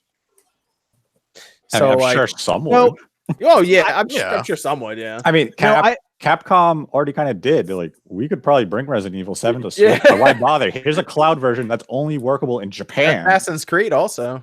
Yeah, I mean, Assassin's Yeah. Creed would probably never be able to run on Switch. But I think he has a pretty good question because I actually thought about that when we were talking about this. You know, all these Xbox games coming to Switch. What if developers either have problems with the idea of saying, well, we're not going to make Switch games. We're not going to make Assassin's Creed 10 or whatever the next one would be on the Switch because a lot of Switch owners just have Game Pass. So we'll just completely ignore the Nintendo audience because this Game Pass thing is picked up so much. Like that could become a weird situation we get into. What if it comes down to the game, I think. It's going to be, if I'm an indie developer like the Hollow, I'm Team Cherry, and I'm sitting to say, oh, I could sell 1 million copies of my next game on Switch easily.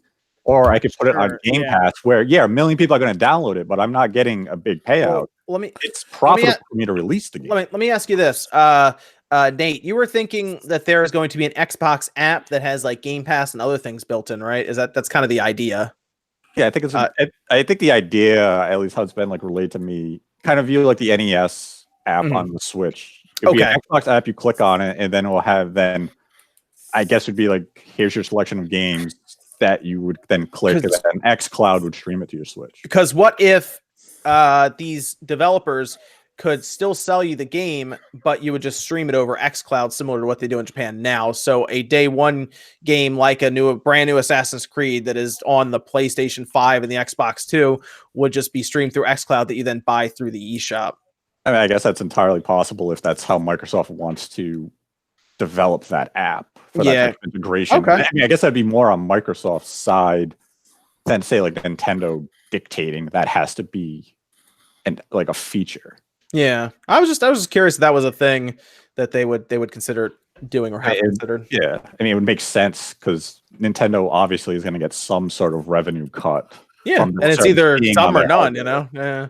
Well, I think one thing that's important that a lot of people are sort of overlooking in the chat or whatever is when you look at Games Pass in terms of third-party games, it's not like these games are brand fucking new most of the time. Occasionally, there'll be a day in, same day release for a third-party game, but most of the time, they are games that have probably came and gone in terms of getting new sales, and so the only sales of these games that are happening are used sales, which doesn't help a company anyway. So it's just a way for them to get some of these games back into gamers' eyes, and maybe they'll purchase some DLC from it. So it's, it's not like a lot of these third-party games are fresh releases. It's just a lot of the third-party games, especially in the first 2 years of the Switch, were lacking in terms of release versus the other versions of the game. Let me go through a few more of the super chats before we finish up at the end with the rest of them.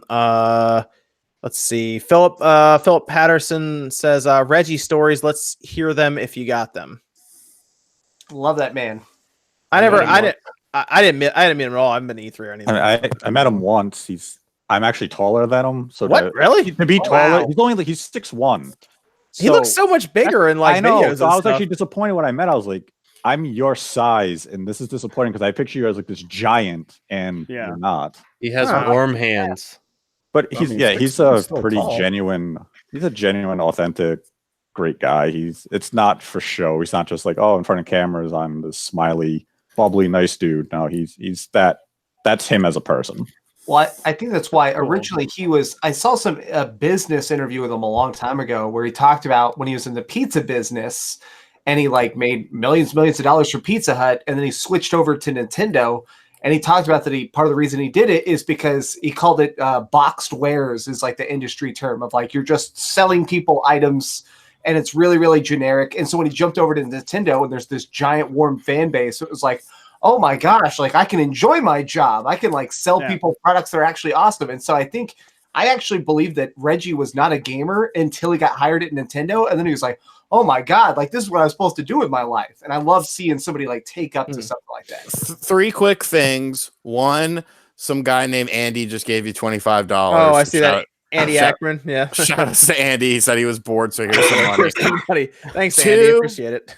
2, there are 2 men in the chat, German Ortiz and Saturn, who have both played Breath of the Wild for over 5,000 hours, which is absolutely insane. 2.5. Andy just dropped another $25. Jesus Christ. Seriously, I love you guys. Way to go, Andy. Thanks, and Andy. 3, Andy, I love you.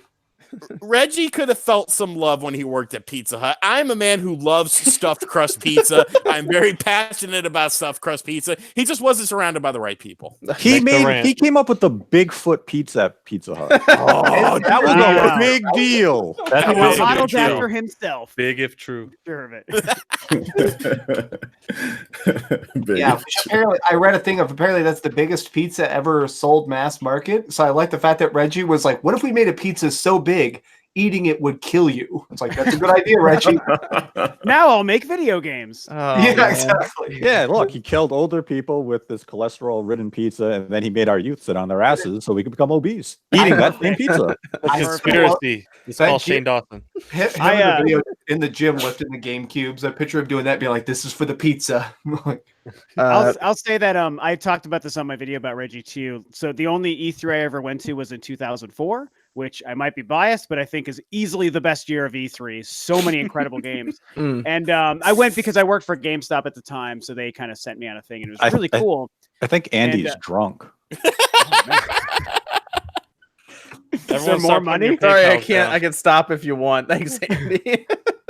But anyway, so yeah, I went in 2004, and I just associate that with the year that he was first introduced, like on stage, and the clip I featured in my video where he's like, "My name is Reggie. I'm about kicking ass. I'm about taking names, and we're about making games," which was so cool. And then, of course, he's the one who introduced Twilight Princess.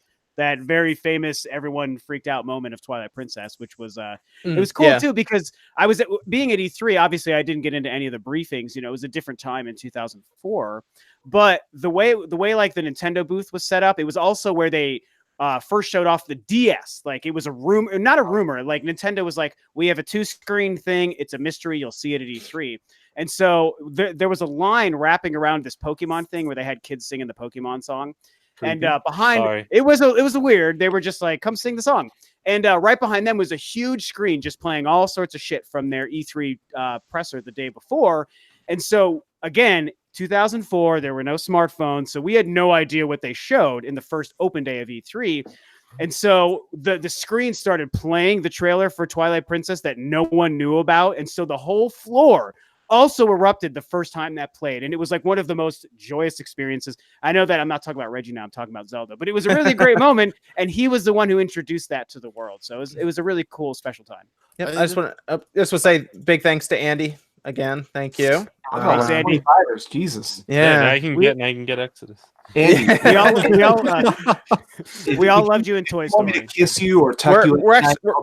We're gonna go into we'll go into the topic for Reggie's retirement here in a second. Actually, since we just talked about that, but let me go through. The Fool says praying for a remaster of Cyber Troopers Virtual On for the Switch. Imagine the gameplay with the Joy-Con unattached. It'd be like the arcade version. I love that. Yep, Virtual On is great. You should get those. The twin stick controller exists for the Dreamcast. It's like $200, but whoa, it's good. Yeah, for Virtual On Operation Ontario Tanagram. All right, so we'll come back to the super chats towards the end of the podcast. Let's go with Reggie's retirement. Actually, that's taking place here. He's retiring in April, I believe. So a few months, he'll be retiring. Well, I think he said. I'm sorry, I didn't mean to. I think he said he's just changing his title in April, but he might be staying on in a different capacity for a while. I think that's what he said. Okay. I could be wrong though. Doing kind of like what Miyamoto did, where he stepped away. I think he's retiring. I thought he's like, I'm leaving. I'm out. I thought he said retiring. Like, well, no, I'm sorry. No, the video we gained is like, hey guys, I'm retiring. Yeah, so long-term retiring, but what it sounded like, and again, I might be wrong, but he made it sound like in April, I'll be losing the title of President of America, but I thought he said he was staying on to help kind of groom Doug Bowser for a couple of months before he's officially like done. I don't might think so. be I wrong. think he said I'm taking up the title of gamer after that. No, you might be Game right. fan. Here's the thing about Reggie. To me, Reggie, when you look at Phil Spencer looks like you go to a strip club and near a golf club, and he's on vacation there with his friends, and he's drinking beers, and he's unbuttoned shirt. Yeah, unbuttoned shirt. He's spending all this money. Like, I know Phil Spencer talks a good game, but I still don't trust that dude. You look at Sean Layton, you're like, I don't want to talk to this guy. This guy looks weird. What's his deal? And then you look at Reggie, who's just like this like, you don't see Phil Spencer and Sean Layton like doing these memes and going into these, fully embracing who they are, fully embracing these memes. Like, Reggie was more a president of a company. There's always people that you're answering to, whether you're a president or not. There's CEOs, there's people above you, there's of course Nintendo of Japan, but you just felt like Reggie was a genuine dude. Like he was very passionate, and he believed in what he was saying. Like, he made some wrong decisions, and he was at times a corporate yes man, as would anyone be in that position, but you just felt like he was a genuine dude. Whereas like the other guys, you don't really get that same feeling. You don't like, it's going to be weird as fuck this E3 when Reggie's not on stage. Like, that's going to be weird as shit. Yeah, bring his puppet out and be like, "Hey guys, I'm Puppet Reggie, the new head of Nintendo." He can live on. He can live on as a robot chicken, Reggie, for the rest of time. Right. Yeah, it's going to be interesting to see Nintendo after Reggie. You're right, Sean. Just see what happens there. One up, John. So would you subscribe if Reggie became a YouTuber? Yeah, if Reggie became a YouTuber, he can come up on the show and we can. Dude, I don't tell us all know. the secrets. You don't want Reggie being a YouTuber, right? You see his Mario Kart 7 video? No. I mean, he crashed into the wall for the whole race. That sounds like a video right there, man. Or his Smash Brothers, where he just falls off the stage like, we're playing Smash Brothers at E3. Let's have this tournament. Kills himself. I'm gonna kick your ass. All right, I'm not that good. That sounds like a million view video, right? Dude, there. that sounds like he's gonna be like the top YouTuber and like Jack Black status. It's just a picture. It's a thumbnail of him going, and it says, "I was the president of Nintendo, but I suck at Nintendo games." Reggie would roast people occasionally. I think number one trending. Reggie did a video with Pro Jared back in the day, and there was when the Switch came out, and they did a thing I remember that. Every time they'd snap, they'd switch sides and have to grill each other. So he'd grill them about the Switch, and when he went to the other side, all of a sudden Reggie was like, "What's the meanest thing you ever said about Nintendo? I want you to say it to my face." And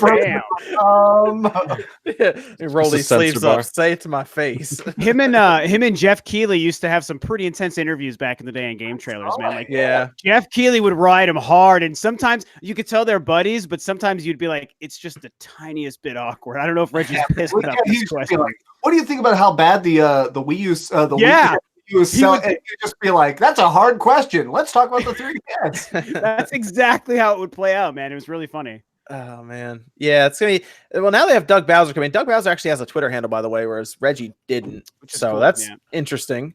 Well, the Reggie used to make one. The thing about Doug Bowser is, he's been with the company for 4 years, but the very first picture that he took, that everyone is sort of circulating on the internet, that has Mario and Luigi plushies like tied up with a rope cable, that was when he was first hired. So at least you could tell that he sort of has a sense of humor.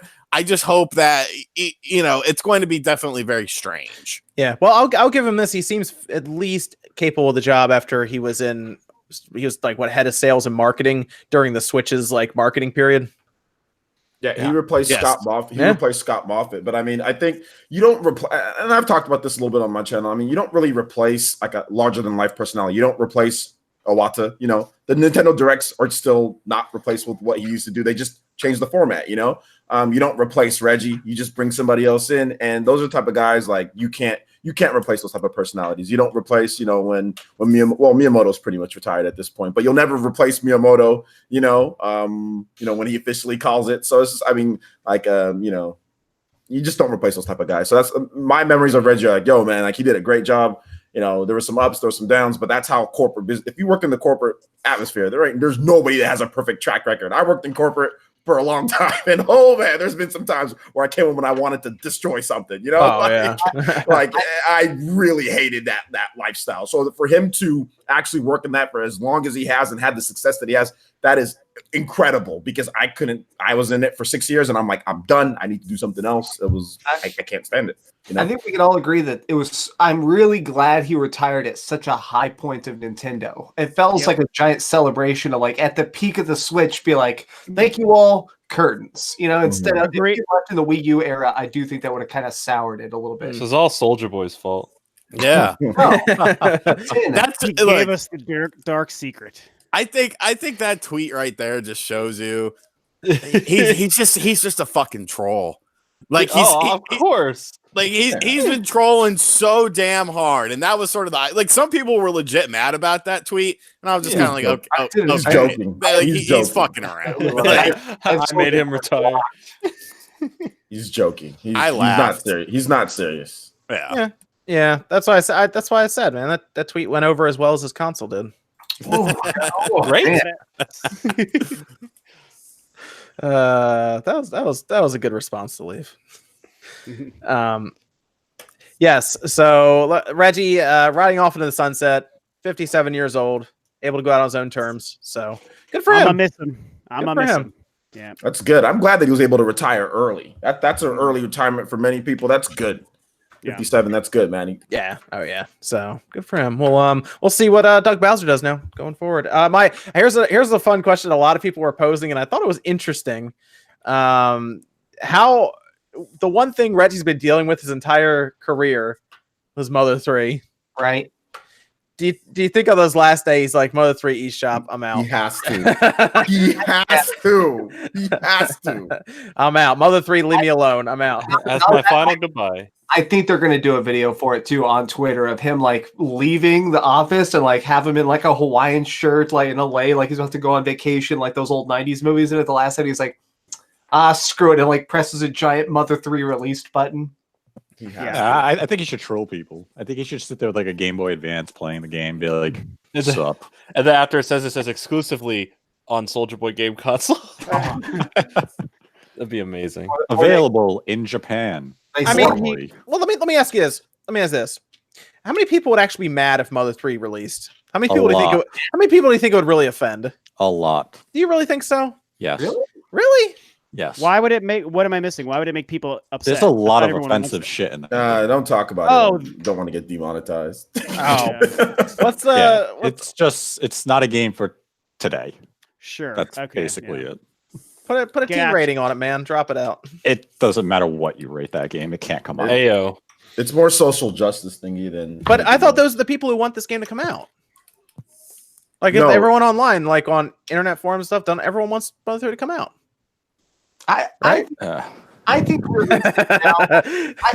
I think that more people will be happy about it than will be mad about it. And I think if anything, it'll get more people talking about Nintendo and maybe even like eShop. So I think they will get more out of it than they'll lose out of it. Nate's being careful commenting on this topic. I mean, if I was the company and I wouldn't release it. This is it. If it needs to make changes, and if you change it, you're going to have the purists who are mad that you made the changes to fit today's current political climate, and so you leave it alone.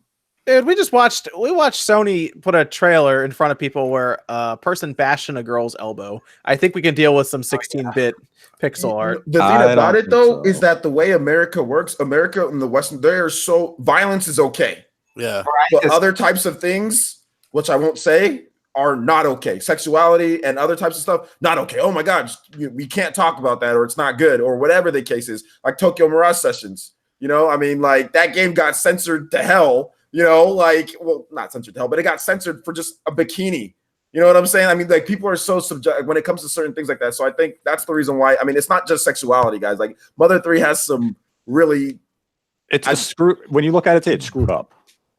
I don't want to say it because it's like I just don't want to say because I don't want that type of conversation in the chat. But I mean, there's just some stuff. I mean, there's a lot of stuff to the game. You know what I'm talking about. Yeah, you don't touch it today. I mean, yeah. Well, look at the Catherine situation that's going on with Atlas right now. it's not good. And I saw people saying, well, it's a mistranslation, it's a misunderstanding.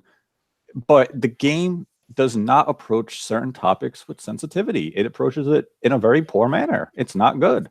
But I think it also has to do with like the culture of where the game comes from. You know? So But I mean, I don't know. I think Sean's like me. I think Like- Sean's kind of like me. I'm not. I'm just not as offended half the time. My thing is, I'm I don't get offended by shit. Like I could care less. But the thing of it is like, it's a game. It's a fucking video game. Like, why do people go?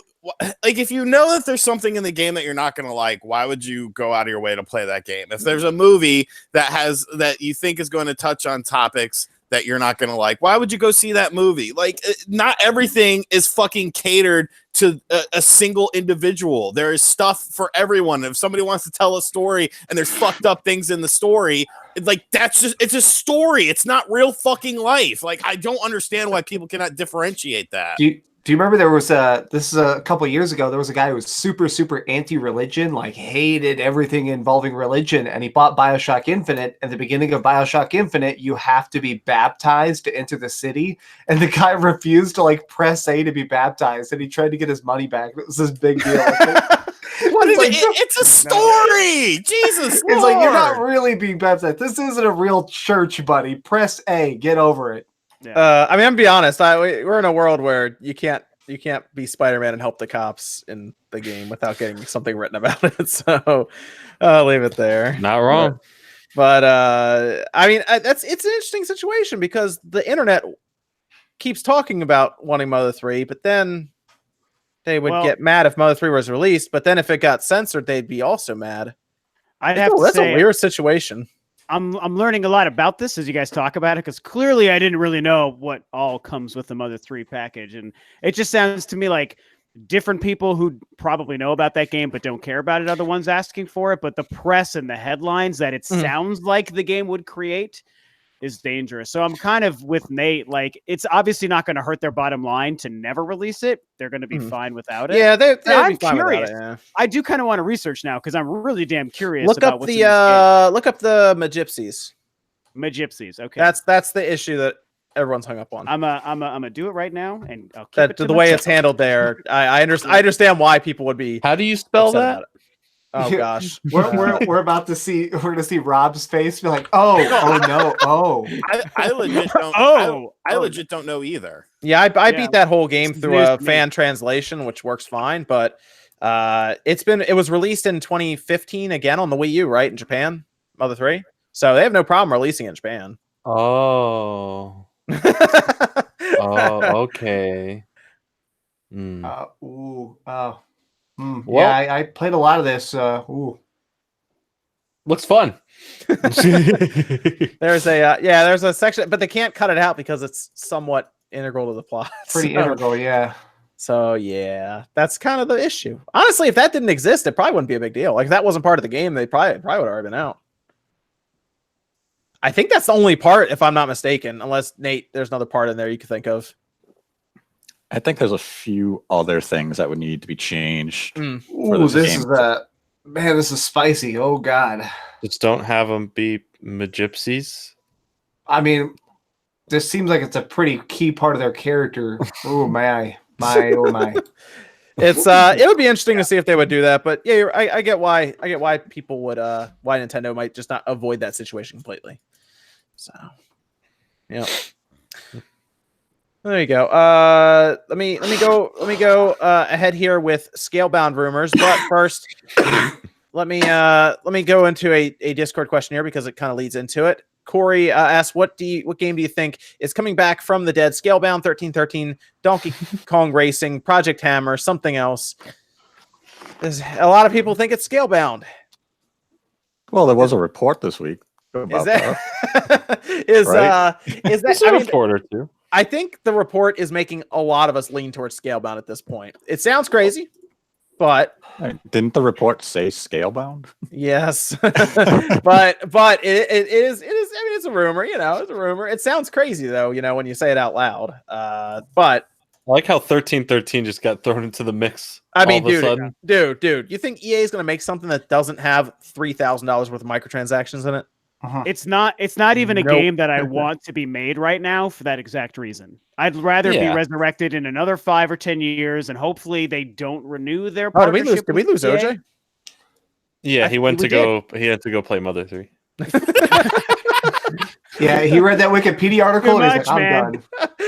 done. Go ahead, Rob. Sorry.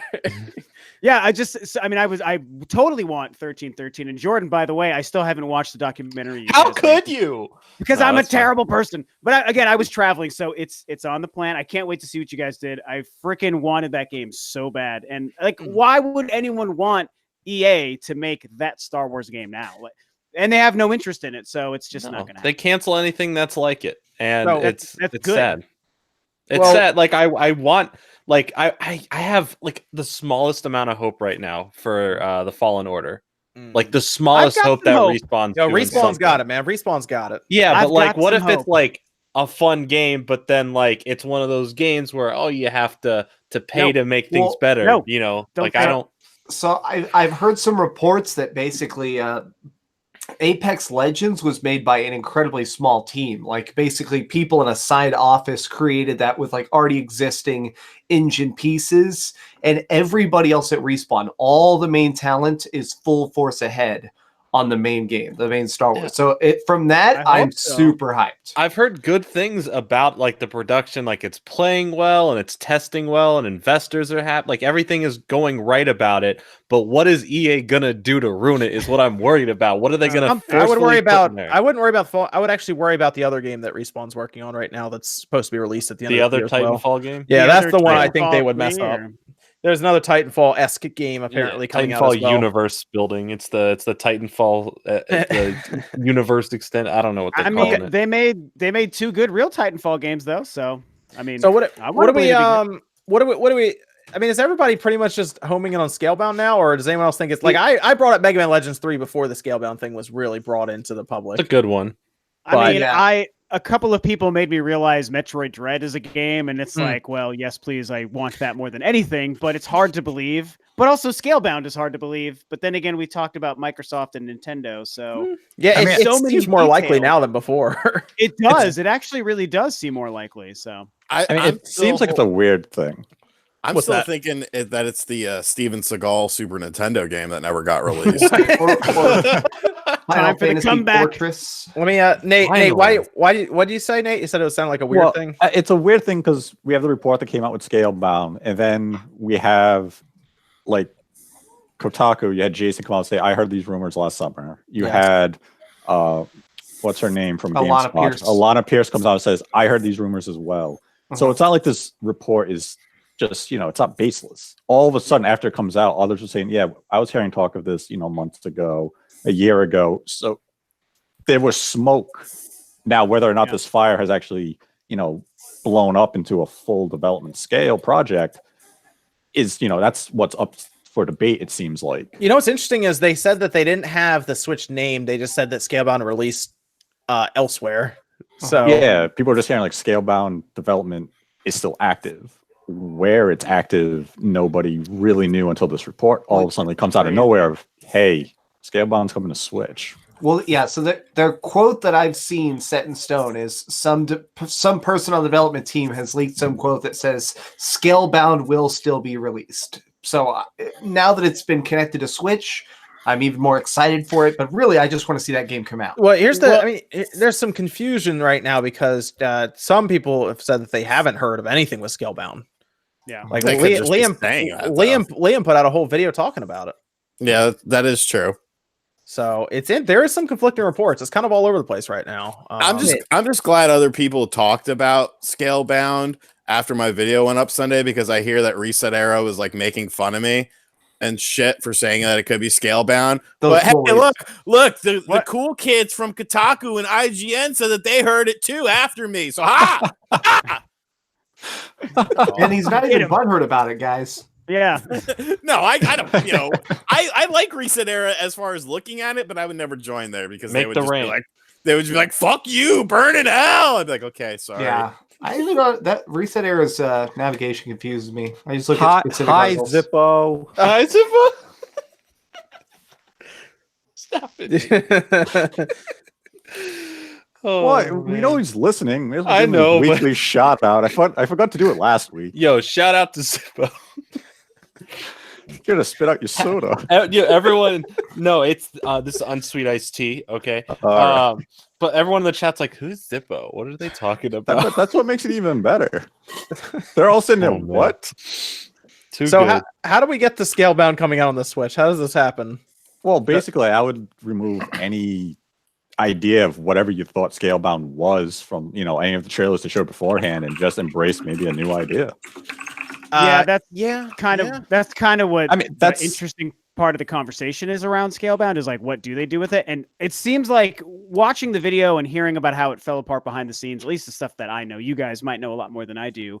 But because it seemed like a difficult game to develop, I'm willing to bet one of the main hurdles they ran into was like the AI of the dragon, because the whole thing is the dragon's supposed to be its autonomous thing that you can control. And so maybe that combined with multiplayer was just too much. And maybe they remove that. Maybe you don't control a dragon. You just summon a dragon and ride him around and then he goes away. I think you that. I think you got to get the multiplayer out of there first of all. You gotta remove all that dubstep. They didn't. Yeah, they I don't didn't. think they wanted that. That's not relevant anymore. Yeah. That seemed to be the conflicting thing was multiplayer, whereas Platinum didn't really want to have it, and Microsoft did.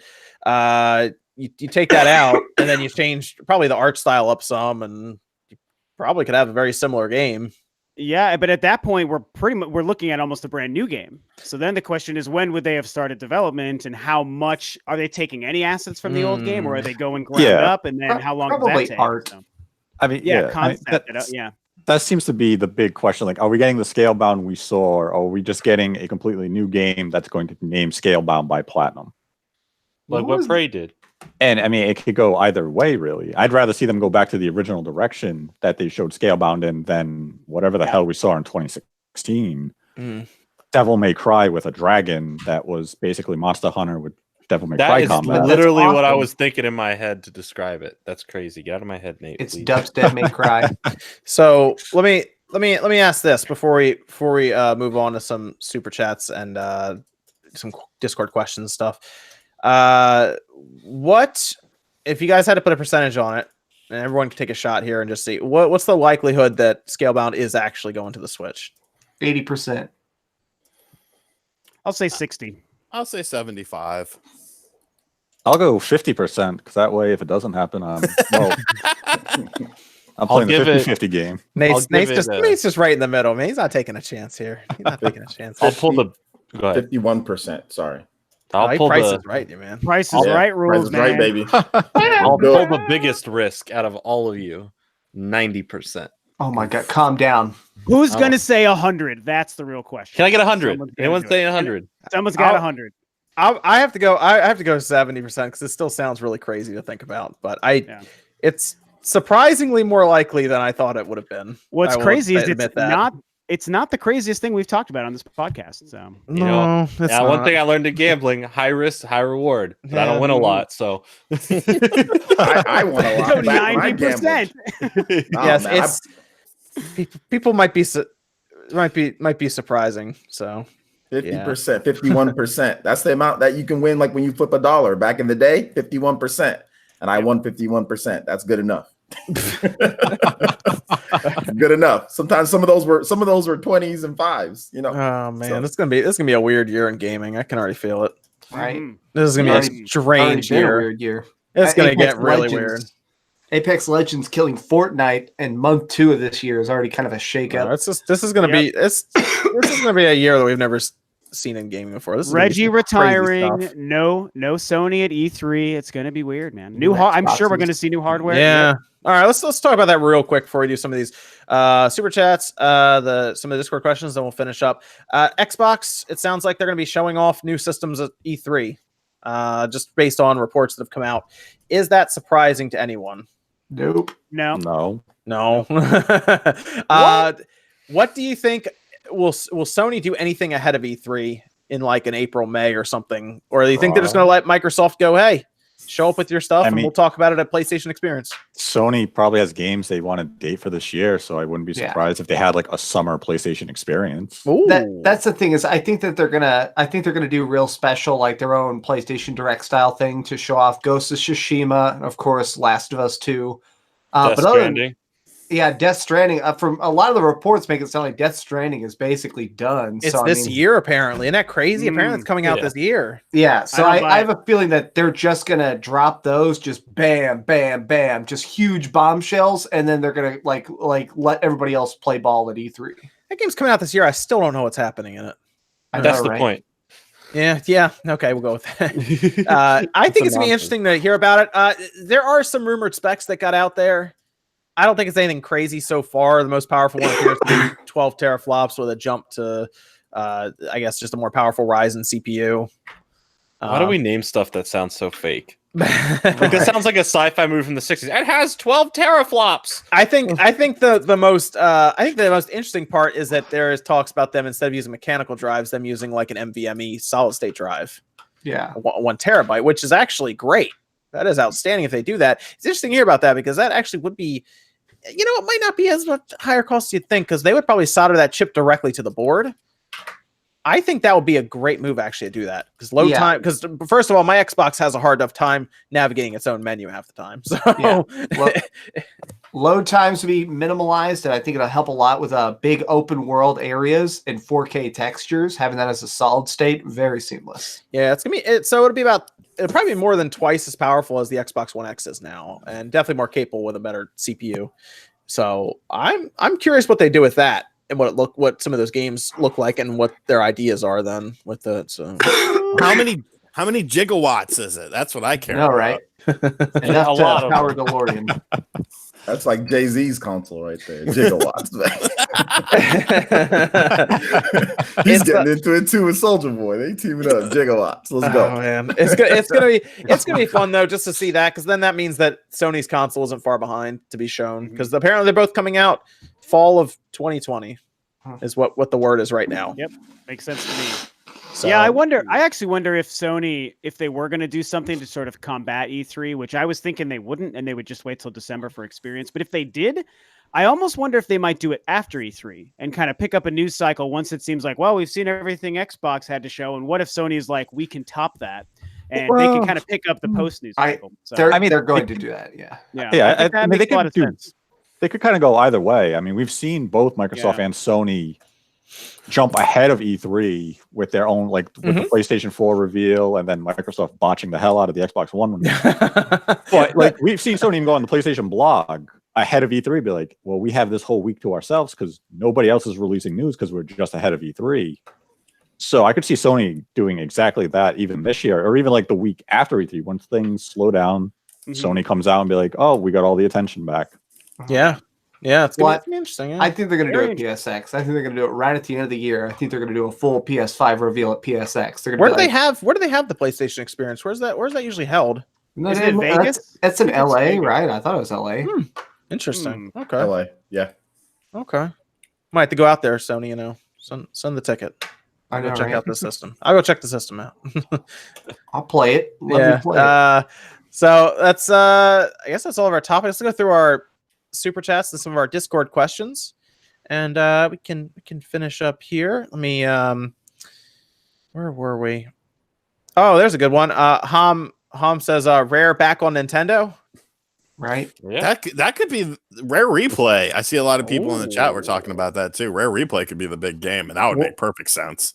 I mean, the big thing that I've seen a lot of people passing around is that GoldenEye, the weirdness of GoldenEye was always that Microsoft owned part of the rights fully and legally, and Nintendo owned part of the rights fully and legally. So we could finally see GoldenEye 64 in its glory return. Banjo 3. Eric says, I actually think Banjo would actually sell fairly well on the Switch. Yeah. Eric says the Goose and Untitled Goose game should be in Doom Eternal. Follows you and picks on demons. I can't believe that game got delayed. Great game. I mean, that's the 2019 game of the year. We have to go longer for it. Goose game needs to come out now. I'm going to do a giant review on it, and I'm going to be dead serious the whole time, being like, the pickup mechanics are not as good as I wanted. They're going to apparently have multiplayer in it, right? Oh my god! I'm gonna go to a petting zoo and have a real goose review it. Bro, I'm stealing that idea. Dang it! Wolfie says there is a being standing behind Jordan. Where? I don't see nothing. All I see is a crappy collector's edition for maybe- a subpar game, but that's it. Maybe Wolfie fell asleep watching Ancient Aliens like Sean did the other night, and then God, that was terrifying. pretended like he had dreams when he really wanted to tell us about his encounters with aliens. Guys, I had dreams. Wink, wink. The Sphinx head had like a tunnel behind it, and we had to go in the tunnel, and it was scary as shit. That sounds fun. What are you talking about? That's adventure. Be up for adventure once in a while. Lycon says, wait, how can you objectively give an opinion? Very carefully. Stephen Garner says, Hollow Knight 2 / Silk Song hype. Love the stream. Yeah, Hollow Knight, that's interesting how that turned out, because that was supposed to be like DLC, and then it turned into its entire game, and they're like only like 3 people work at Team Cherry. So I don't know how they managed to do all that. But hey, I'm excited. More Hollow Knight, you know? More Hollow Knight. Man. I'm down. Zombie says COD on Switch. Well, there already is one. Sean's been playing it, and it's apparently the best game ever. So We're still grinding. hating Modern Combat a week later. It's just passe now. Like I played it too on stream, and yikes! That's all I got to say. They sent me a copy. I haven't played it yet. Let me get a yikes on that one. I think Activision's going to look for new sources of revenue, and I mean, there's a Switch with a bunch of people playing it, so maybe. Xdis says Game Pass without analog triggers. Oh, good point. Actually, Well, pretty good they're going to point. apparently make it work on your cell phones without any controller, so Right. Yeah. there you that's true, go. You can get the optional controller, or they're trying to make it work so you just use just the touchscreen. So there you go. They're figuring it out. Dante says Dragon Age 4 lead dev has me worried. He started off with having a go at fans. Hopefully it's not bad, but I'm still worried. What did he say? I haven't heard anything. I'm not sure. I seem to recall that he said something about that they were going to write like a deep, intriguing political game, like as in all the other Dragon Age games, which has a lot of like mystery and Sure. intrigue. And somebody said no politics in their games, and I think he like ripped the dude apart. Like, have you not played anything we made? And people got mad at him because he did kind of have a mean tone towards a fan. So something I've learned this week online is social media can really put off a bad vibe. If you work at a company, Mike Ybarra figured that one out pretty quick. Yeah. Oh, man. He told people not to review games if they weren't familiar with it or something. Or whose review was he bad referring to, news. by the way? I don't think he ever specified. He did it, but people found that quote, and it sounds like it was GameSpot. GameSpot at one point, they had a huge review, and they talked about the fact that like the combo list of like, okay, lightning does this, fire does this, everything like that is like 16 menus deep. And so the reviewer admitted, like, I beat the game and I'm still not exactly sure how combos work. And Mikey Barra was like, how dare you even write a review if you haven't gone through all 16 menus? Does that game even explain combos? It hasn't explained it to me yet. No, it does. You have to go into the menu. You have to actually read it. It's in literally a multiple sub menu. Yeah, I'm not doing that. That's not happening. Why, but they taught me everything else in the beginning. Why didn't they say, "Oh, combos we work together like this"? Well, it would have taken 2 minutes, right? Some of the load screens, if you get lucky, some of the load screens hint at it. I think you know what they could have put an entire encyclopedia article right on the load screen. I would have been able to read it 3 times the amount of time. Yeah, right, exactly. So you know what the entire load screen is just blank with like a character on it. They could have actually it has a little fancy 3 triangles logo that just spins. It's like, oh, this is great. Oh, that game. If you really start thinking more and more about Anthem after you've played it, that game falls apart, man. Jeez. Wow. The Dan guy, I really wanted to like it too. Like, it's like, man, it's get that Metro. You know what? I'm gonna get Metro. I'm gonna put Anthem down. I'm gonna go get Metro. Sweet. Legit, I'm buying Metro right after this. 100% honest. I love it. It's great. The Dan guy says if Panic Button is working on Game Pass, we can expect miracles. I mean, really, if you're just streaming it, you wouldn't even need to really, I guess, optimize it that much for any one system, because it basically they just run off Xboxes back at their data center essentially. Why would Panic Button be working on Game Pass? That doesn't. What? Secrets. OJ's mind is blown. Mecha Dragon says, just came back from watching the new How to Train Your Dragon movie. Anyone here a fan of the series? That would be Max. I've seen it twice. I really don't care for the movies that much. I've seen my girl, or now my fiance. My fiance is obsessed with them, so I've seen the new movie twice. It's really, really, really good. I just don't really care for the series. They're really beautifully animated. It's cute dragons messing up Vikings. I have 1 and 2. I just haven't watched them yet. Okay. If I was going to suggest a movie everyone sees this weekend, it should be Alita Battle Angel. That's the movie that everyone should check out, and it needs support and money, especially in the U.S. So I want to support it, but I don't know. But Those eyes, man. I'm a big you and me to talk. I'm a big movie guy, but I don't know. You should check it out. So what's in? I will not go into a movie tangent on a game podcast, but I will say what's interesting about that character, if you don't like the eyes, is that the technology to create the character is literally what James Cameron made Avatar for. So Avatar was actually the testing ground in effects for Alita. So I honestly, a lot of anime fans, obviously, and it's a great anime manga adaptation. I implore everyone to see it. The thing with it is I can't. The CGI to me is still like I like a movie that can blend the CGI super well, and that for some reason everything in that film just looks too fake for me. And like her whole body and her movements just look so robotic, and that's just a personal thing. Like spoiler, she's a robot. Totally, yeah, she's not human. Trailers. Yeah, I would say the trailers can be a tad deceiving. So if you felt like giving it a shot, I think you'd be surprised. It really is impressive. I mean, I'm still interested in it, but I've heard that movie has like 5 endings, and that's the reason I don't want to see it. I've heard like the story ends like 5 times, and then it just keeps going. And you're like, damn, what?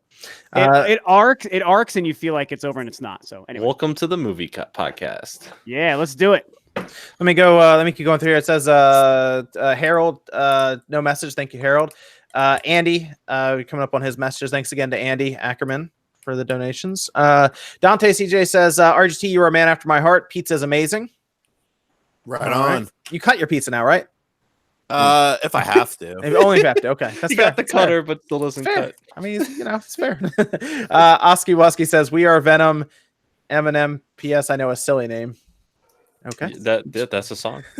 Good. I listen to that song way too much. Venom. Cam says, keep going, Andy. Love you guys. Keep it up. Thank you, Cam. Harold then says, please add BTC address for more. Bitcoin. Oh.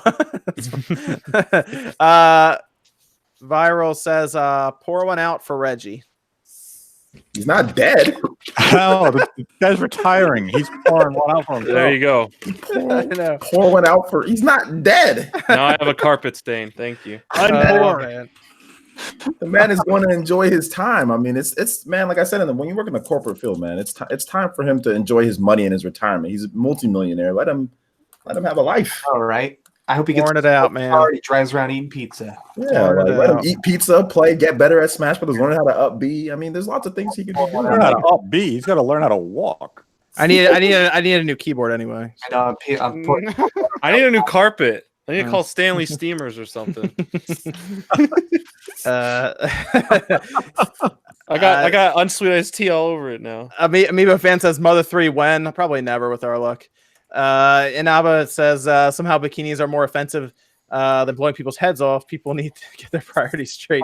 Only America. Every other country, it's the other way around. Only America. That a bikini is offensive on an 18-year-old, by the way. That they aged up in the game. Sam says, what does PlayStation do to combat Xbox and Nintendo working together? More studio acquisition by PlayStation? They'll probably just sell a bunch of consoles and make some good games. I think the biggest thing Sony needs to do, serious answer to that joke question, is Sony needs to find a way to put games out faster. Because Sony games, but they're so spaced out now, I think that's starting to hurt them. They talked about wanting to take more time with some of their games and make them even better. So. Yeah, I mean, like 3 big games a year is nice, but I feel like it's starting to be like you kind of jump on the islands. It sounds like they might go to 2 games a year, big games a year, from what they were describing. See, Sean Layden was. I mean, it's a good point, but I personally have the patience to wait for like their really good single player games. So, I mean, it may affect their business down the road, and that's a different conversation. But for me as a fan, it's like if we get two God of Wars a year, and that's all we have, I'm pretty okay with it because they're so good, you know. They just don't show them at E3 for 3 years. Right, 4 exactly. years They have in a that row, the problem. same They- game, you know? Yeah. Maybe They do making have that problem. making more deals with some of the third parties for exclusive games that they don't technically work Yeah. on. Like would help. Bloodborne. Bloodborne Yeah. was a great example of Yeah. that. Do more of That's a good one. that. That's a great thing. Yeah. Well, I mean, they did a lot. I mean, Detroit, all those games, they don't Yep. own Yeah, that. it's true. stuff. Yeah. But I mean, like they going did a into like next gen, especially if they're gonna pare back a bit on their stuff, where they spend more time and buy out, some more places to work on your stuff for it. lot. Spider-Man. Knack 3, that's all they need. Knack 3. Well, It's coming. Spider-Man is a little bit different though because Sony owns the character like the movie rights, and I think that's why. Insomniac is a third-party developer, though. True, the video game developer was third party. That's true, but like the license is Sony's, so it's kind of like a gray area. Yeah, sort of. they can't take the Spider-Man game to Anywhere. somewhere else without Sony's Yeah. clearance at the end of the day. Yeah. Captain Planet says Nintendo mobile games over Sony mobile games. Yeah, I'd agree with that. Yeah. Well, we got to see Dr. Mario. We got to see Mario Kart for the next ones. But yeah, so far, yeah. Avedon Smith says, "Great show, guys. Thanks, Avedon. Make sure you guys check him out in his channel. Hey, Definitely, what's up, definitely. Avedon? And let me pick out one or two more questions here from, since we actually answered some of these. Rico Keith 2, for example, asked about our thoughts on Reggie retiring. This is actually an alright one from Dave Gaming. Dave Gaming put a lot in here. I'm going to pick this one out actually though, because it actually is maybe something Nate can answer. We'll see. Asked, anyone think Metroid getting delayed, which may have led to holding back Metroid Prime Trilogy, which led to not hitting the 20 million mark for Switch, which led to Reggie retiring? I don't think I led to Reggie retiring. That's something you would have planned out. Quite the latter. I was more I was more curious about the Nate, your thoughts on Metroid getting delayed affecting Metroid Prime Trilogy. Yeah, Metroid getting delayed probably just caused Nintendo to sit on Metroid Prime Trilogy for a while. I mean, had nothing to do with the 20 million mark or Reggie retiring. Yeah. That makes sense though. The Metroid getting delayed would have affected the Prime Trilogy's release window. But they'll release it when they're good and ready, I guess. I mean, we also have had the Bayonetta games on the Switch for a while now without having Bayonetta 3, so and they keep selling, so they can cook it all they want. Oh, Prime Trilogy I think would do pretty well. So Oh yeah, Oh, yeah. I'm excited to buy it. It's one of Oh, those times where I'm excited to buy something. and then this is the last one here. Let me finish up. Prometheus asks, what are your thoughts on Xbox exclusive game quality control, as the past few games, excluding Forza, have been considered underwhelming? State of Decay 2, Crackdown 3, Sea of Thieves, not to mention the cancellation of Scalebound. Is it just a sting of one-off disappointments or an issue that Microsoft needs addressing? I'm still excited for Halo Infinite. Halo Infinite, by the way, is rumored to be a launch title for the next system so far. They can only go up from here. This is, I think we're starting to see what I like to call the Game Pass effect, which is that they realize that most of the people that are playing these games are getting them on Game Pass, so they don't care releasing games that are a little bit subpar and can be patched later. And I think that's straight up. State of Decay 2 is a bad game, and they knew that they could release a bad game. People would still download it by the millions, be decently happy with it, and fix it over time. So I think Microsoft knows that it'll work. They're still making money, so they don't care. I kind of viewed it more as Microsoft knew this generation was lost for them in 2016. So any big investments of good projects, they said, we'll wait until next gen. What's the point of releasing on the system that's just not selling? We're not saving it at this point. That's 100% how I feel as well. Like 2018 was a bad year for them, obviously, like you pointed out. But I think just like Nate said, they were probably done at that point, and I think they moved on to the next gen a while ago. And that's why, a lot of studios. Apparently, Ninja Theory's project might release this gen, which is interesting. We'll find out at E3 because apparently that's where they're going to present it. It's interesting to hear about that, but that would be something that they would show at this E3 then. So could be, yeah. That could be the next thing outside of Halo Gears and like a Forza game. Is there going to be a Forza game this year? Most likely, Forza 8 would be this year. I believe it'd be the next one. Yeah. Would we have heard about it by now? No, I guess not. We would have heard about it in E3. Yeah. Yeah, we have to wait for them to drive a fancy car onto the stage before they tell us about it. Then we'll know. Oh man, there's an issue with their quality control, but I think they had to get these games out. Sea of Thieves has changed drastically, apparently, and I guess State of K2 is still the same, or it's at least somewhat fixed. But they have an issue with these reviews hitting them hard day one, and they don't go back and re-review these games most times. So, yep. I mean, it was very lopsided this generation between Sony and Microsoft. We'll just say that. Very lopsided. It's interesting, I think, when we look back on that, actually, like in years down the road, because the first like year or two, it was like the same games, and it was an underwhelming first 2 years for Sony and Microsoft. But the big talk was all the PlayStation 4 games were coming out at 60 frames per second, and none of the Xbox One games were. And after that second year, and was it by 2015 that they dropped the Kinect? When did that happen? Because I think that was about when Microsoft knew the tides were changing. Is that 2015? Yeah. They put out an update. I remember that was like 2 years. like, I think it originally had like plugged in and everything, and they slowly worked away from that Kinect. And I remember they eventually released a SKU without the Kinect to drop the price. And by then it was too late. People almost forget that was the first Xbox. It was a $500 Xbox that you had to have the Kinect. And Phil Spencer basically made an announcement before E3 that year, like, hey, we don't have a Kinect. And so going into E3, everyone felt all great about the Xbox. TV, and sports. TV. Yeah. TV, sports, TV. That video, yeah. If y'all haven't seen it, when they announced the Xbox, they said the word TV like 85 times. It's so bad. And my favorite of that video is the one time where he goes TV, and he pauses, and the crowd starts clapping, and he goes, right? We all use it. That's cool. Everyone likes a TV. What? You don't have even TVs has TV anymore. You don't have TV's dead. I'm dead. I'm hoping that by going to next generation that all the studios make some cool stuff and we get to play some cool stuff for Microsoft. So I feel really good about Microsoft going into next gen. I'm not going to lie. I think it's going to be great. Yes. Chances are good, James Milner. Chances are good. Let me go around here. Do you guys have someone you want to raid that we can do on the way out here? If you guys have anybody in mind, let me know. Let me go around here. Rob, thank you so much for joining us. Where can they find you, man?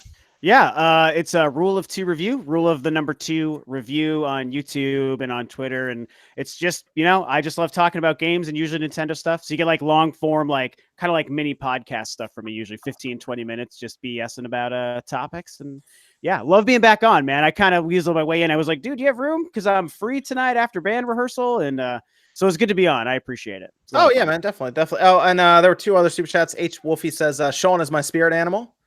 So I go, Sean. All right. And then KAG Reacts says, Pokemon next week. Book it. Wednesday. I'd agree. It's going to be exciting next week for Pokemon fans. Exciting stuff. And then what about Sean? Where can they find you, man? You can find me at RGT85. I am doing a giveaway of $170 in eShop cards, but I accidentally titled it $175. So go ahead and laugh at me. That's how it shows up in the description. Tomorrow, I'm actually working on a video about the classic NES edition Game Boy Advance and all of the games that came out for that. There was 10 games in the series. I have a complete set of them, so I figure it's time for me to make a video on it. Today we talked about the March upcoming Nintendo Switch games on the channel. There's actually good games coming out this month, unlike February, which was a little bit lacking, but there are some cool games coming out for that in March, so be on the lookout for that. And then I don't know what I'm doing the rest of the week. Okay, fair enough. And then the celebrity, roll out the red carpet, Nate, joined us tonight. Where can they find you, man? They can find me on Twitter at DirectFeedGames. From there, you can find a link to my YouTube channel where occasionally I do a discussion video or a breaking news report. But mostly it's just direct feed footage of Switch, PS4, and Xbox One games. Have some Switch March releases coming up this week. So you want to see what Sean's talking about, I'll have some footage of those games. There you go. And I'm working with Nate and some other people to try to have a follow-up to the Xbox discussion with Switch. So keep an eye out for that. Hopefully we can have that out and about, Nate, early this week coming up. And that should be fun. I think we can do that and have some more information on it. And then OJ, where can they find you, man? Yeah, you can just find me right here on YouTube, Player Essence, or also on Twitter as well, at Player Essence. I'm going to have some pretty cool videos. One coming up on this cool PS Vita that I'm going to be doing a video on. So that's going to be fun. Also, going to be taking a look at some different types of action games and RPGs coming to the Switch this year. So that should be fun as well. And also giveaway for some RPGs too. So I got some codes that I'm going to be giving away this week as well. Secret mystery codes for some games. So yeah, check out the channel. Very cool, man. And then Jordan, of course. Yeah, because I am here. Yeah, you guys, thank you for having me on as always. You can check me out as Jordan Fringe here on YouTube. I'm back to making pretty much daily content. I'm still working on some documentaries, doing some more news, a lot of Pokemon stuff at the moment, which will probably flow out through this week and a bunch of other stuff. So come over, check it out if you want to. And yeah, thanks for having me again. Cool. Did you guys have anyone we wanted to send some people over to the raid? Anyone had any ideas? George is playing Life is Strange and Kingdom Hearts 3 giveaway at 350 subscribers. So he'll give it away tonight. If a lot of you guys go over there and subscribe, you might be able to get a chance to win Kingdom Hearts 3. So I'll link that in the chat. There you go. Guy, in case I don't get through my outro, bye. Oh, I was gonna. You were up because you're up on my screen here last, Max. Where can they find you, Max? Guy, I just did a big review of Anthem. It's terrible. You can tell my thumbnail is on fire. It's great. Usually, if fire's there, you got to click on that. Yeah, where there's fire, there's smoke. I photoshopped that thumbnail, and it didn't have fire originally. I was like, let me just spice this up real quick. Drop some fire in it. That's gonna do it here for episode 99. Next week, episode 100. I think Evan had an entire mural thing he was drawing, which is gonna be cool. So that'd be a cool little thing to have for episode 100. I think it's gonna have all the guests that have been on before as part of it. Oh wow. So yeah, he's doing some work on that. I think it's gonna be cool. We'll probably put that as like the thumbnail and stuff, and I'm sure I'll put it up. It'd be neat. That's gonna be a shirt that we can buy, right? I was telling Evan that I was like, Evan, we got to make that into a shirt, man. We got. I could have swore that's gonna be a shirt. I'm ready to buy a few. Oh, okay, yeah. I was telling him, I was like, we got to make a shirt out of it. He's like, oh yeah, we'll make a shirt. So no, you guys have to make it, and it needs to be ready next week. As in, I want to buy it next week, right? Let me. Maybe I'll ask people in the chat if we have a SpawnCast episode 100 special edition shirt. The hell, maybe. Yeah. Everyone would buy that. Maybe people would want to get that. I don't know. Yeah, that'd be cool. I'll talk to Evan and see where he is with that to have it finished up so we can have it on a shirt. That'd be cool. So we'll do that. That'd be fun. Evan's actually in the chat now at his LAN party, so he heard all that. He heard everything. So we'll see where he is with it. But yeah, he might have even. I don't know if I think he was going back through the episodes to check everyone, so to make sure we got everyone. So cool stuff. Yep, that's episode 99. We'll be back next week, episode 100, and we'll see you guys next week, 9 p.m. Eastern time.